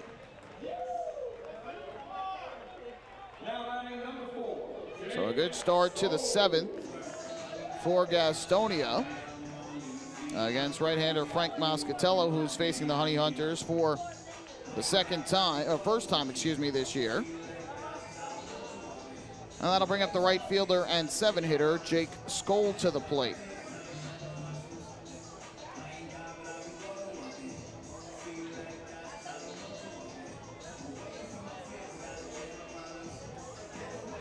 Moscatello, like Adam Heidenfelder, today's starter for the Ducks, a Long Island native. He is from Rocky Point, New York, on the northeast end of Long Island. First pitch coming up here to Skoll. Johnson leads off second, and Skoll checks his swing on a breaking ball downstairs. They appeal to third, and no swing, says Owen Ballard. So the count 1-0. Skoll has had a quiet day. He's over 3 with 2 strikeouts and a ground out to first.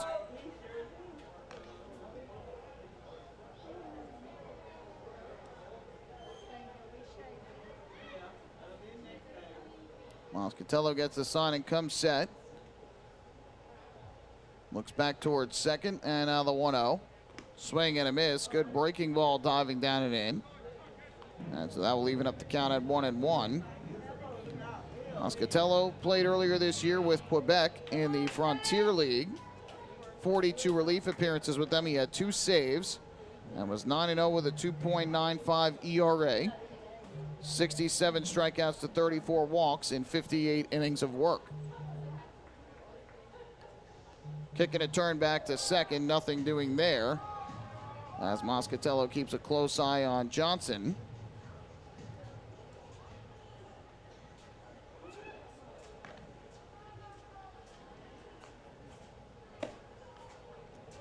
Moscatello misses here, and that'll run the count to 2 balls and 1 strike.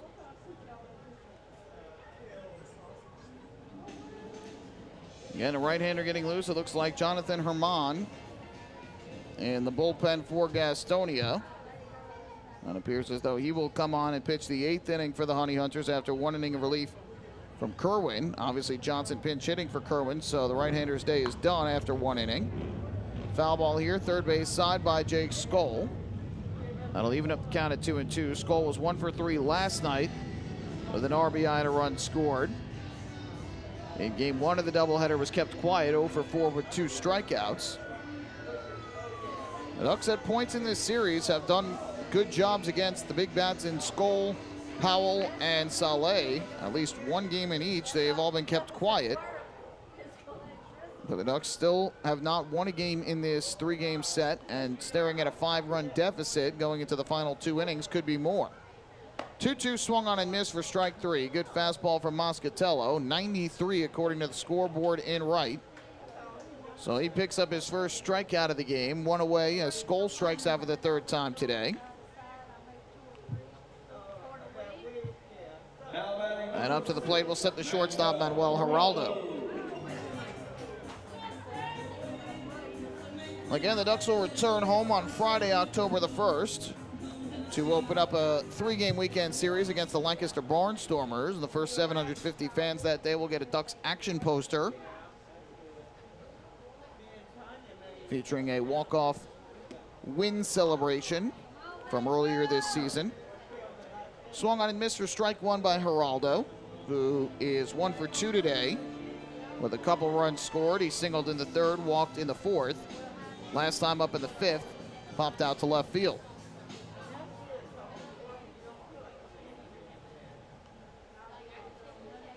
Sun has set, the lights on here in Gastonia.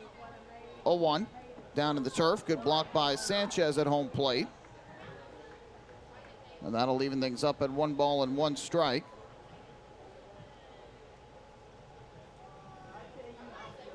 Gastonia out hitting the Ducks in this ball game 12-6.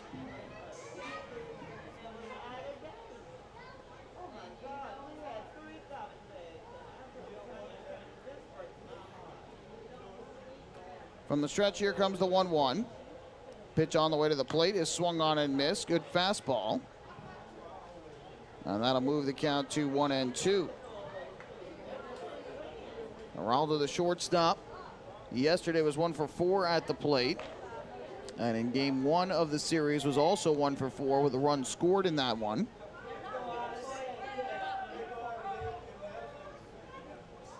Moscatello will step off and go through the signs again with Sanchez. Will Johnson, who started the inning off with a double, remains at second base with 1 out.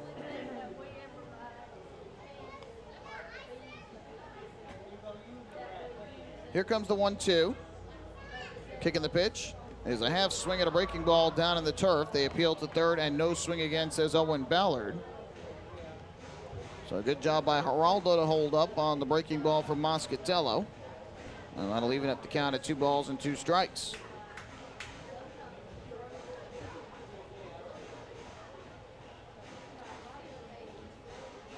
(8-3) Gastonia. After the Ducks took a 3-run lead in the 3rd, and the Honey Hunters scored 5 in the bottom of the 3rd and added 3 more in the 4th. Other than that, it's been zeros on the scoreboard as Geraldo fouls one off to the 3rd base side and well out of play. And this is the final meeting of the year between these two teams.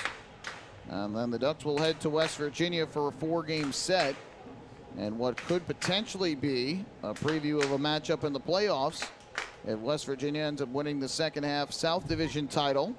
And both West Virginia and Long Island advance to the Atlantic League Championship Series.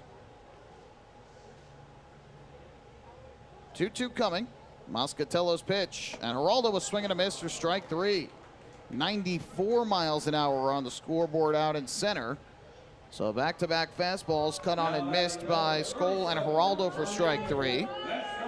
Moscatello's retired 2 in a row since the pinch hit double by Johnson. That'll leave it up to the 9-hitter and catcher, Hermindo Escobar.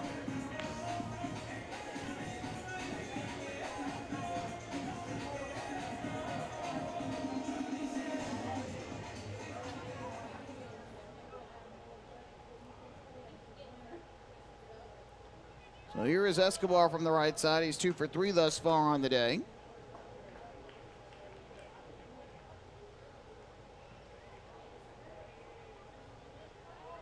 First pitch from Moscatello. And that taken for a ball, 1-0. Escobar tripled just out of the reach of a diving Ty Kelly in left center back in the third to drive home Manuel Geraldo, then scored one batter later on the single by Amarista. Reached on a bunt single in the fourth, but was erased at second on a double play. And last time up in the 6th inning, grounded out to third.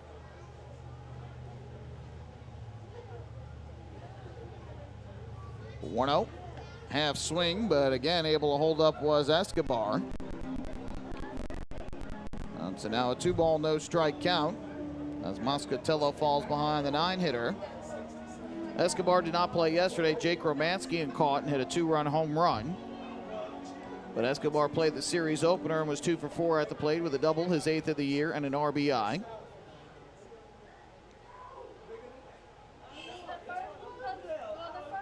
Two-0. Fouled back to the screen behind home plate. Escobar falls down to the turf on that swing. And so that will move the count to 2-1.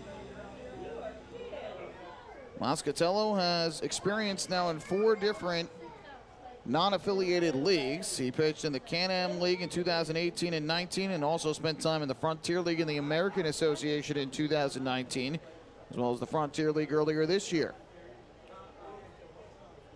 2-1. Escobar pops one up in the air to shallow right. Lombardozzi goes out. Flores comes in. And the right fielder, Ramon Flores, makes the catch for the final out of the inning. So a good job by Frank Moscatello to work around the leadoff double by Will Johnson. No runs, 1 hit, and 1 man left for Gastonia. On to the 8th inning we go in North Carolina. It's the Honey Hunters 8, the Ducks 3. Hey fans, this is catcher Juan de la Cruz, and you're listening to Ducks Baseball on Long Island Ducks Broadcast Network. Last night I told my husband, baby, I'm ready to grow. And he said, are we having a baby? I said, no, but I do want to expand our business. So First National Bank of Long Island really delivered. At First National, we offer competitive rates in the financing you need and access to expert local lenders. We also underwrite and service every loan. Let's connect at fnbli.com. First National. Go first. Go far. The First National Bank of Long Island, member FDIC, equal opportunity lender, equal housing lender, loan subject to credit approval. The Waddle Inn Shop is your home for everything Ducks baseball. The team store is full of official Long Island Ducks merchandise, great gifts, hard-to-find memorabilia, team apparel, and so much more. You can even get your favorite name and number put on the back of your very own Ducks jersey. Celebrate Waddle Inn Wednesday as well, with exclusive deals in-store during every Wednesday home game. Visit the Waddle Inn Shop today at Fairfield Properties Ballpark or shop online anytime at liducks.com.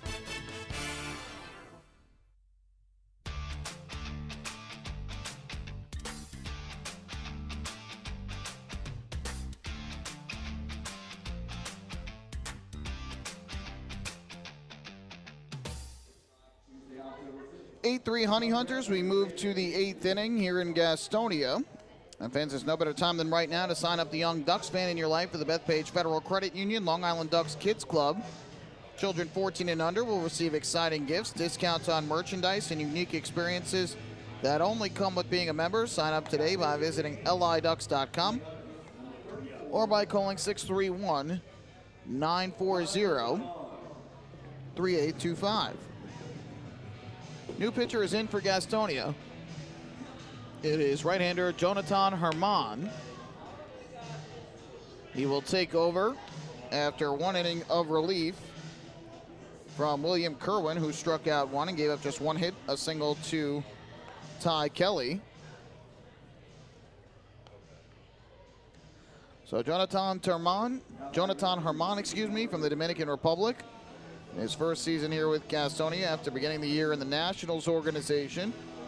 Will take over on the mound. It'll be 2, 3, and 4 in the order for the Ducks. Lombardozzi, Flores, and Mazzilli. Ducks have just one hit and 2 base runners since Lou Ford's home run in the 3rd inning. First pitch fastball here is taken for a strike, 0-1. The 2 base runners, the hit by pitch of Shaw leading off the 4th. He never advanced past first base. 0-1. And Lombardozzi takes the fastball away, 1-1. And the single with 1 out in the 7th by Ty Kelly, who went to second on defensive indifference, and that was it. Herman's 1-1. Lombardozzi takes a breaking ball. That drops in for a strike. And it'll move the count to 1-2. Lombardozzi has doubled, scored, grounded to second, and popped a short in his 3 trips to the plate today. 1-2. And the fastball's upstairs, 2-2. So Kerwin goes 1 inning, allows 1 hit, no runs, no walks, and 1 strikeout. He threw 13 pitches, 9 for strikes. Lombardozzi chases down in the turf for strike 3. And Escobar will toss over to Tapia at first for the putout, 1 away.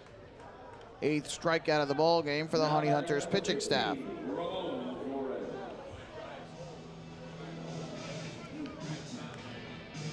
Well, for Herman, this is his 13th appearance with Gastonia, 0-2 with a 5.74 ERA. 15 hits, 15 runs, 10 earned given up in 15 2/3 innings. He has walked 9 and struck out 11 thus far. First pitch, and that's taken low for a ball by Ramon Flores, who came into the game in right field in the 4th, struck out swinging his only time up. That was in the 5th inning. 1-0. That's lifted in the air down the left field line, slicing foul, and this will bounce on the field and head up into the stands.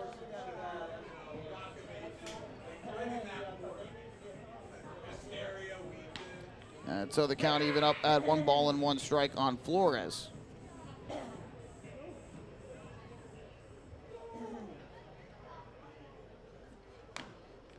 Pitch here is chopped foul at home plate. So Flores fouls one off, and that'll move the count to 1-2 strikes. Ford was in this spot of the order earlier today, went 1 for 2 with a 3-run home run and a fly out to right.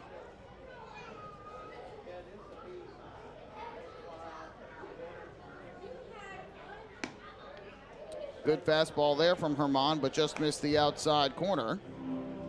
And so that will even things up at 2-2 strikes.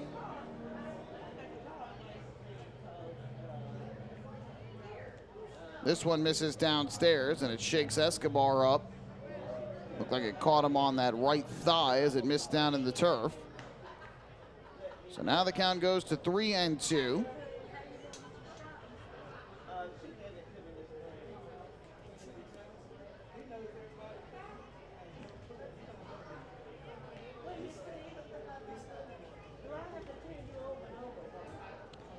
Here comes the payoff pitch from Herman to Flores, and that's down in the turf, ball 4. Good at bat there for Flores. So he finds his way aboard with 1 out in the 8th on a walk.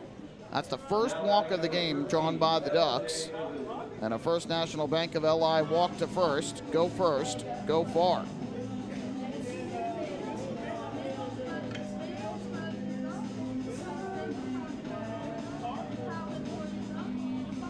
So 1 man on and 1 man out for the Ducks as we play here in the top of the 8th inning. That'll bring up L.J. Mazzilli to the plate. He takes the first pitch for a fastball, thigh high for a strike.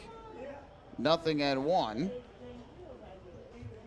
Mazzilli 1 for 3 in this game. An infield single to second in the 2nd inning. After that, a ground out to short and a fly out to right.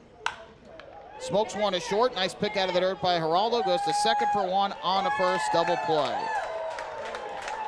So after the one-out walk, Mazzilli hits into the double play. The first hit into by the Ducks in this game. And Mazzilli struggles and the series continue. No runs, no hits, nobody left. We go to the bottom of the 8th. It's 8-3 Gastonia. Hey fans, this is infielder Steve Lombardozzi, and you're listening to Ducks Baseball on the Long Island Ducks Broadcast Network. That one in the air, deep right field, and that ball is gone! A solo homer to right center for Chris Shaw! Fans, thank you for following all season long as the Long Island Ducks tried to meet the Chappie's Home Run Challenge. And that Chris Shaw blast on September 18th was the Ducks' 100th homer of the season. And that means the Ducks have met the challenge.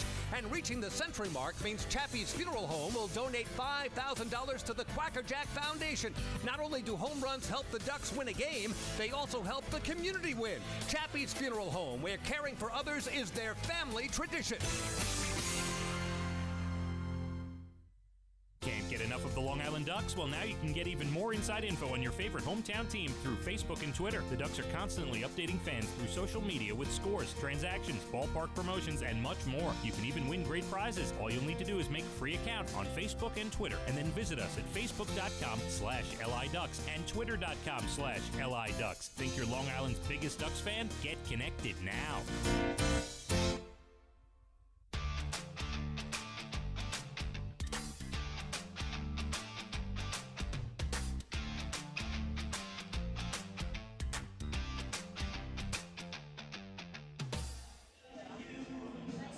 New pitchers in for the Ducks. Right-hander Rob Griswold, who has lately been closing for Long Island, will pitch for the first time in this series.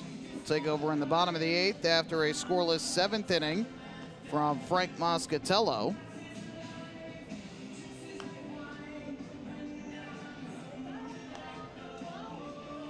So good performance by Moscatello, who allowed a leadoff double and worked around it by getting 2 strikeouts and a fly out to right. Moscatello in his 1 inning threw a total of 18 pitches, 12 for strikes. So back-to-back scoreless relief appearances for Moscatello to begin his Ducks career.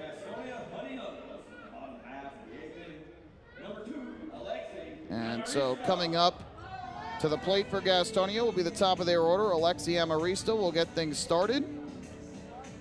And then it'll be Reese Hampton and Boog Powell as the Honey Hunters try and give their bullpen even more run support.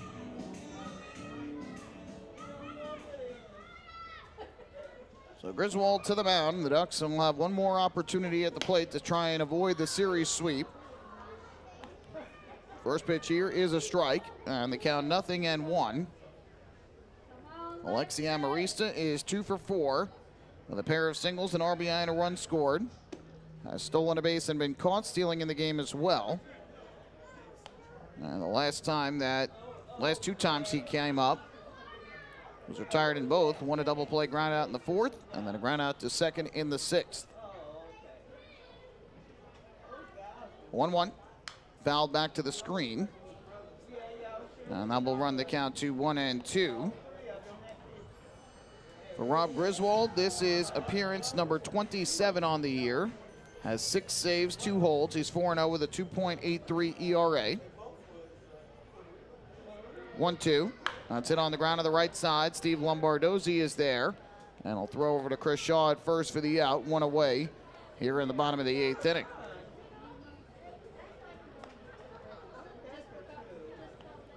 So some bright spots in the bullpen today from Tanner Wilt and Frank Moscatello, each throwing a scoreless inning, each striking out 2.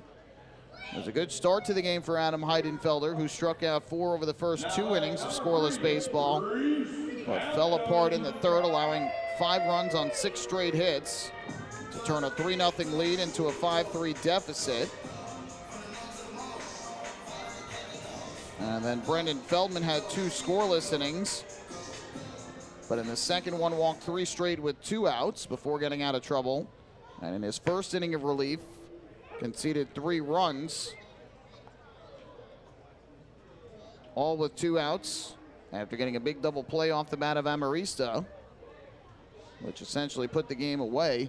So a 2-run game at 5-3. Felt like the Ducks certainly had a chance to come back, and then once those 3 runs scored, all with 2 outs, seemed to kind of deflate the Ducks. And again, Long Island has not been able to get much going on the base paths ever since. A hit batter, a single, and a walk, and that has been it for Long Island offensively since Lou Ford's home run in the 3rd. 1-1, laced in the air to right down the line. Fair ball, it's trouble, it is fair. One hop it off the wall. On his way to second is Hampton, and he is aboard with his 3rd hit of the game. So Hampton is now a single shy of the cycle. He's got a triple, a homer, a walk, and now a double. And the Honey Hunters will need to put together a huge rally to try and get him another at-bat to see if he can complete the cycle, but what a day it's been for Reese Hampton, who's driven in 3 runs today as well and has scored twice. So runner at second base with 1 man out. And up will step the center fielder, Boog Powell, who has 1 hit and 2 at-bats along with a couple of walks today.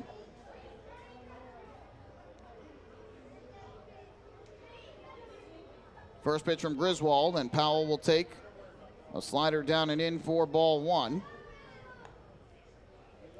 Griswold last pitch in game 2 of the doubleheader on Thursday in Kentucky, closing it out to earn his 6th save of the year. Gave up a run on 2 hits in that 7th inning, but ultimately got the 3 outs he needed to preserve the win. And this one hits Boog Powell. The pitch, a slider inside, catches him on the thigh. So Powell's aboard for the 4th time in this game. He's hit by a pitcher the 5th time this year. And after getting the ground out of Amarista to begin the inning, a double and a hit by pitch allowed by Griswold.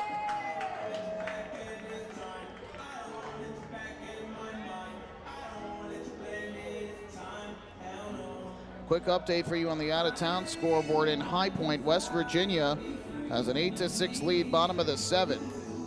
So West Virginia, with another win today over High Point, can extend their lead in the South Division to 3.5 games and potentially put to bed any hope of a comeback by High Point. And High Point, if that's the case, will be rooting for the Ducks the rest of the way to try and see if Long Island can win the second half title and create a wild card scenario.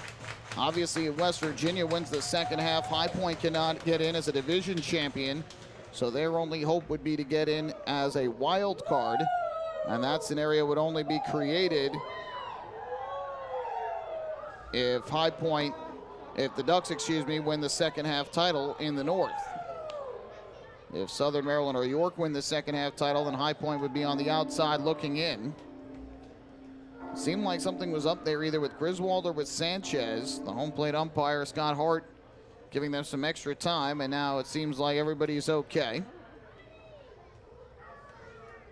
So up to the plate is Joshua Saleh, and he laces one into left field for a base hit.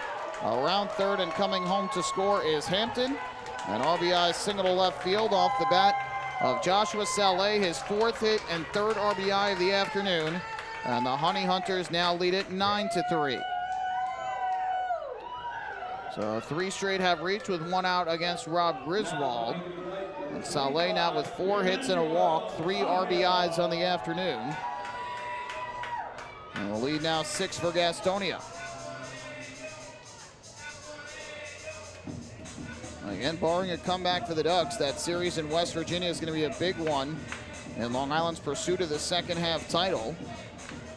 A great start to the road trip with 3 straight wins in Lexington. And that has been turned around by 3 outs away from a 3-game series sweep at the hands of the Honey Hunters here in Gastonia. A team that entered the series and still today has the overall worst record in the Atlantic League this season in their inaugural season. But they've been anything but against Long Island. Swing and a miss here by Tapia on a breaking ball from Griswold. That'll even the count at 1-1. A win here for Gastonia would end their season series 9-3 against the Ducks. Again, this is the only team that Long Island has a losing record against this season.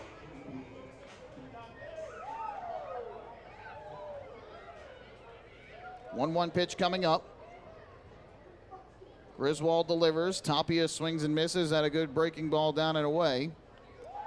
1-2 on Tapia, who's had a tough day at the plate. He is 0 for 4 with 3 strikeouts. Him and Jake Skoll are both 0 for 4 with 3 strikeouts. Ducks have done a very good job against the 5, 6, and 7 hitters, but have really struggled against the top and bottom of the order today, especially the top.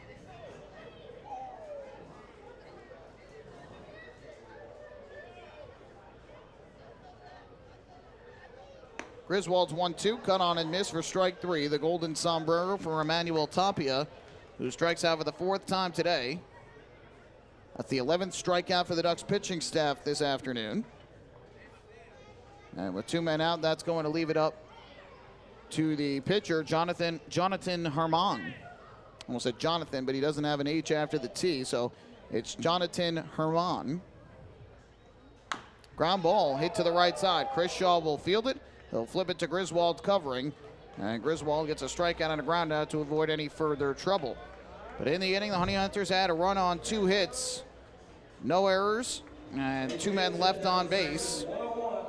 We go to the 9th here in Gastonia. Honey Hunters will try and finish off a sweep of the Ducks. They lead Long Island 9-3.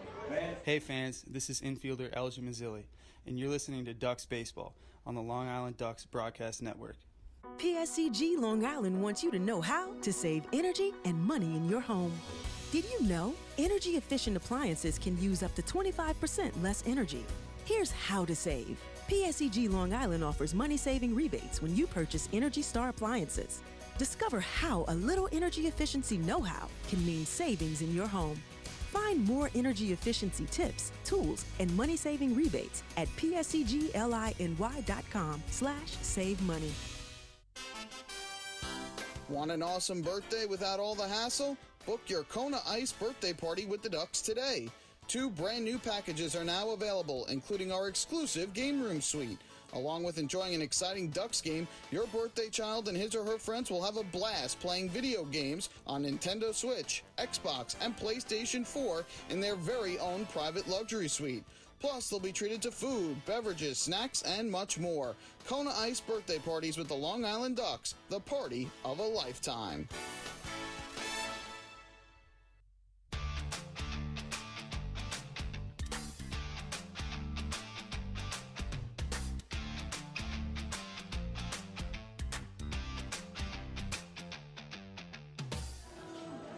To the 9th inning we go in Gastonia. The Honey Hunters with 9 runs on 14 hits today and no errors. The Ducks with 3 runs on 6 hits and no errors. Long Island at one point led 3-0, but Gastonia has scored 9 unanswered runs since, with 5 in the 3rd, 3 in the 4th, and 1 more in the 8th. And the Ducks 3 outs away from getting swept here in Gastonia. It has not been common for the Ducks to get swept this year. They lost 2 games in a rain-shortened series at West Virginia back in June, the makeup of which will be Game 1 of the doubleheader on Tuesday. So again, that a rain-shortened series that the Ducks got swept in. And the same happened in Lancaster back in August, where the middle game of that series was rained out. But Lancaster had won the other 2 games of that series. But not only has it been very slim pickings in terms of times that the Ducks have lost or been swept in a series, but it's been very rare that they have lost 3 or more in a row. They had 1 3-game losing skid and 1 5-game losing skid. That has been it. The only time they were swept in a series this year, which was not at all shortened by rain, was against the York Revolution August 24th through the 26th on Long Island, when they lost by scores of 6-3, 7-2, and 6-4. Aside from that, the only other sweeps again were 2 rain-shortened series on the road. 1-0 is the count here on Davidson Romero, who is leading off the 9th against Jonathan Herman. Strike here 1-1. Romero is 0 for 3 today. A pop out to short, a fly out to center, and a strikeout swinging. A rare offer for him thus far in this road trip, where he's been swinging a very good bat. Herman deals the fastball strike at the knees, and it's 1-2. Herman pitched a scoreless inning in the 8th. He walked Ramon Flores with 1 out, but got L.J. Mazzilli to ground into a double play. Mazzilli now 1 of 13 in the series for the Ducks. 1-2 is grounded foul to the third base side. So Germán trying to record the final 6 outs of the game. Not a save situation, of course. He took over when it was 8-3. But he is only the second reliever used by Goose Gazzo today after Highland Peguero pitched 6 innings of 3-run ball. Ground ball to third. Saleh fields. His throw to first is in time for the out. One third baseman retires the other. And there's one away here in the top of the 9th inning. So again, the Ducks will head to West Virginia after the game today. They'll enjoy an off day tomorrow to rest up and recover after this tough weekend. And then a big 4-game series coming up between two teams who are battling for second-half titles. It'll be the two teams who are in first place in their respective divisions. The Ducks would be there by a game and a half unless they can come back after Southern Maryland won earlier today. Pitch misses for a ball, 1-0. And if West Virginia hangs on, they'll be 3.5 games ahead of High Point in the South Division. It'll be a 4-game series. The first game will not count towards the second half. 1-0 to Shaw, and that's outside for ball 2. That's the makeup of the June 3rd game. Matt Dallas will start that one against righty Matthew Harrison. It'll be the first time the Ducks are seeing Harrison this year. 2-0 to Shaw. That fastball's upstairs, 3-0. Game 2 of the doubleheader, which again will feature the new name for West Virginia. They'll no longer be known as the Power. We'll wait and see what that name is, but Joe Iorio will start that game for Long Island, and former Duck Alexis Candelario, the righty, will start for West Virginia. 3-0 fastball, that's taken for a strike. 3-1 on Shaw, who has singled, been hit by a pitch and struck out. Game 3 of the series Wednesday night at 7:05. Darren Downs will start for the Ducks, and Long Island will get its first look at righty Arnaldo Hernandez. Pitched well his first time out with West Virginia. 3-1 pump foul behind the plate. And then in the series finale on Thursday, a great pitching matchup. Scott Harkin will go for the Ducks, and Eric Sakula, who's been one of the better pitchers in the Atlantic League this year, the righty, will go for West Virginia. So a 4-game series in 3 days coming up Tuesday to Thursday. The final leg of this 3-leg road trip for the Ducks. 3-2, swung on and missed, strike 3. A good job by Germán to battle back after falling behind 3-0 on Shaw. So 2 away here in the ninth. Ducks down to their final out. And again, how this game turned. The Ducks had 5 hits over the first 3 innings. 2 in the second when they had 2 on with 1 out but did not score. Then 3 in the third, all with 1 out. The single by Frias, the double by Lombardozzi, the home run by Ford. But from that point on, the Ducks have had just 3 base runners. The hit by pitch of Shaw to begin the 4th, the single to right by Ty Kelly in the 7th, and the walk in the 8th inning by Ramon Flores. A line drive to right is caught. This ball game is over, and the Long Island Ducks fall to the Gastonia Honey Hunters tonight by the final count of 9-3. And for just the second time this year in a 3-game series, the Long Island Ducks are swept. Well, the Ducks will be happy not to have to see Gastonia again. Give credit to the Honey Hunters where credit is due. 9 wins in 12 games against the Ducks this season.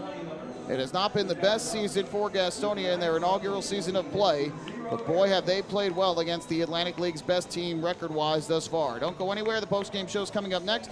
We'll recap this game and hand out the Player of the Game award. Ducks fall tonight, 9-3. Hey fan, this is catcher Hector Sanchez, and you are listening to Dog Baseball on the Long Island Ducks Broadcast Network. Hey Ducks fans, the official hotel of the Long Island Ducks is the Radisson Hotel, Hauppauge, Long Island. It's centrally located on the north shore of Long Island and offers a home away from home for both business and leisure guests. The Radisson Hotel, Hauppauge, Long Island features an indoor pool, 24-hour business center, a fitness center, and complimentary Wi-Fi in all guest rooms. Enjoy the contemporary American cuisine at the Fountain Grill restaurant or grab a quick bite to eat at Cafe Pronto. And best of all, it's only minutes away from Bethpage Ballpark. The Radisson Hotel, Hauppauge, Long Island, the official hotel of the Long Island Ducks. Call 631-231-1100 today. That's 631-231-1100. Baseball fans, the Long Island Ducks mobile app has officially arrived. Powered by Clear Vision Apps, it's your one-stop shop for all things Ducks baseball. Buy tickets straight from your mobile device. Receive game status updates with push notifications. Check out up-to-the-minute news and scores and interact with the Ducks on social media. Best of all, it's free. Download the Ducks mobile app today by visiting the App Store on your Apple-powered device or Google Play on your Android-powered device. The Long Island Ducks mobile app, with you wherever you flock to.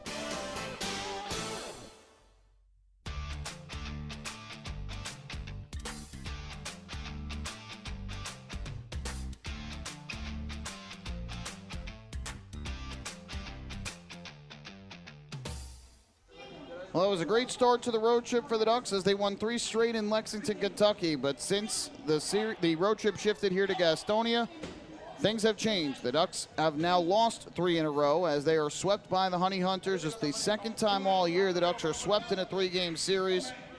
The Long Island Ducks falling by the count of 9-3 today as Gastonia completes the sweep and finishes the season series 9-3 against the Long Island Ducks. To recap this game, neither side scored over the first 2 innings. Adam Heidenfelder in a bullpen day for the Ducks had struck out 4 over the first 2 innings and then got a lead in the third. When with 1 out, Vladimir Frias singled to right. Steve Lombardozzi doubled to right center. And Lou Ford went the other way to right center for a 3-run home run. His 3rd long ball of the year, 2nd of the road trip. And he pulled to within 1 of the Ducks' all-time hits record. Now at 962 in his Ducks career, 1 shy of tying Ray Navarrete for the all-time record. And so the Ducks had the lead at 3-0, but it would be short-lived. Adam Heidenfelder in the bottom of the third ended up giving up hits to the first 6 batters he faced before getting lifted. An RBI triple by Armindo Escobar, an RBI single by Alexi Amarista, an RBI triple by Reese Hampton, an RBI double by Boog Powell, and an RBI single by Joshua Saleh. 5 runs scored before Tanner Wilt came in and retired 3 in a row, but the damage was done and the Honey Hunters led it 5-3. They had 3 more against Brendan Feldman in the 4th, who allowed a walk and a bunt single to start the inning. Got a double play off the bat of Amarista for the first 2 outs of the inning, but his 2-out troubles resurfaced. Reese Hampton a 2-run home run to left, his 8th of the year. And then after a walk to Boog Powell, an RBI double by Joshua Saleh, and that made it 8-3. The Ducks bullpen would keep the Honey Hunters off the scoreboard after that. 2 scoreless from Feldman, 1 from Frank Moscatello. But in the 8th, Gastonia would round out their scoring with 3 straight batters reaching with 1 out against Rob Griswold. A double by Reese Hampton, a hit by pitch of Boog Powell, and an RBI single by Joshua Saleh. And meanwhile, the Ducks offense managed just 3 base runners after Ford's home run. A hit by pitch of Shaw, a single by Kelly, and a walk to Flores. That was it. The Ducks fall 9-3. 9 runs, 14 hits, no errors for the Honey Hunters. They left 9 men on base. They were 6 for 16 with runners in scoring position. For the Ducks, 3 runs, 6 hits, no errors. They left 4. Highland Piguero, 6 innings, a 3-run ball, gets the win. He improves to 4-5. Adam Heidenfelder, in his first start with the Ducks, takes the loss to fall to 1-1. He allowed 5 runs on 8 hits in 2 innings while striking out 4. No save. The game took 2 hours and 59 minutes in front of a crowd of 1,685 here at CaroMont Health Park. Time to hand out today's Player of the Game honors. We're going to give it to 2 members of the Honey Hunters who led the way offensively today. Reese Hampton was 3 for 4 at the plate. He finished a single shy of the cycle. Double, triple homer, 3 RBIs, 3 runs, and a walk. And Joshua Saleh, who was on base all 5 times he came to the plate today. 3 singles and a double along with the walk, and he drove in 3 runs for Gastonia. So Hampton and Saleh, the players of the game today for Gastonia. Take one more break when we come back to the out-of-town scores, and then we'll wrap things up from North Carolina. Hey fans, this is manager Wally Backman, and you're listening to Ducks Baseball on the Long Island Ducks Broadcast Network. When we see Long Island, we see you. Because at Catholic Health, we know that it's your remarkable lives that breathe life into our island. So at every Catholic Health hospital, practice, and care facility, we're able to provide the highest quality, most innovative care for your body, because our culture cherishes your humanity. Long live Long Island. Remember what life used to be like? Before the virus, before the isolation?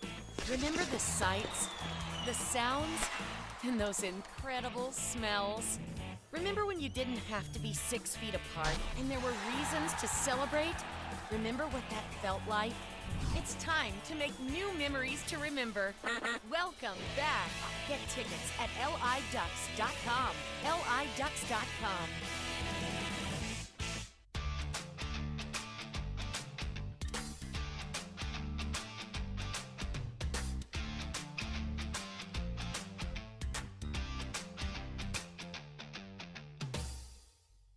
Long Island Ducks dropped their series finale to the Gastonia Honey Hunters by the final count of 9-3. They're swept in the three-game set. They'll continue their road trip against the West Virginia Power, which will actually be known as the Charleston Charlies, and then TBD for Game 2 of the doubleheader as they rebrand. So we'll see what happens there. But again, Game 1 of the series will begin at 4:35 on Tuesday, a makeup game from Game 1 of the first series of the year in West Virginia, June the 3rd.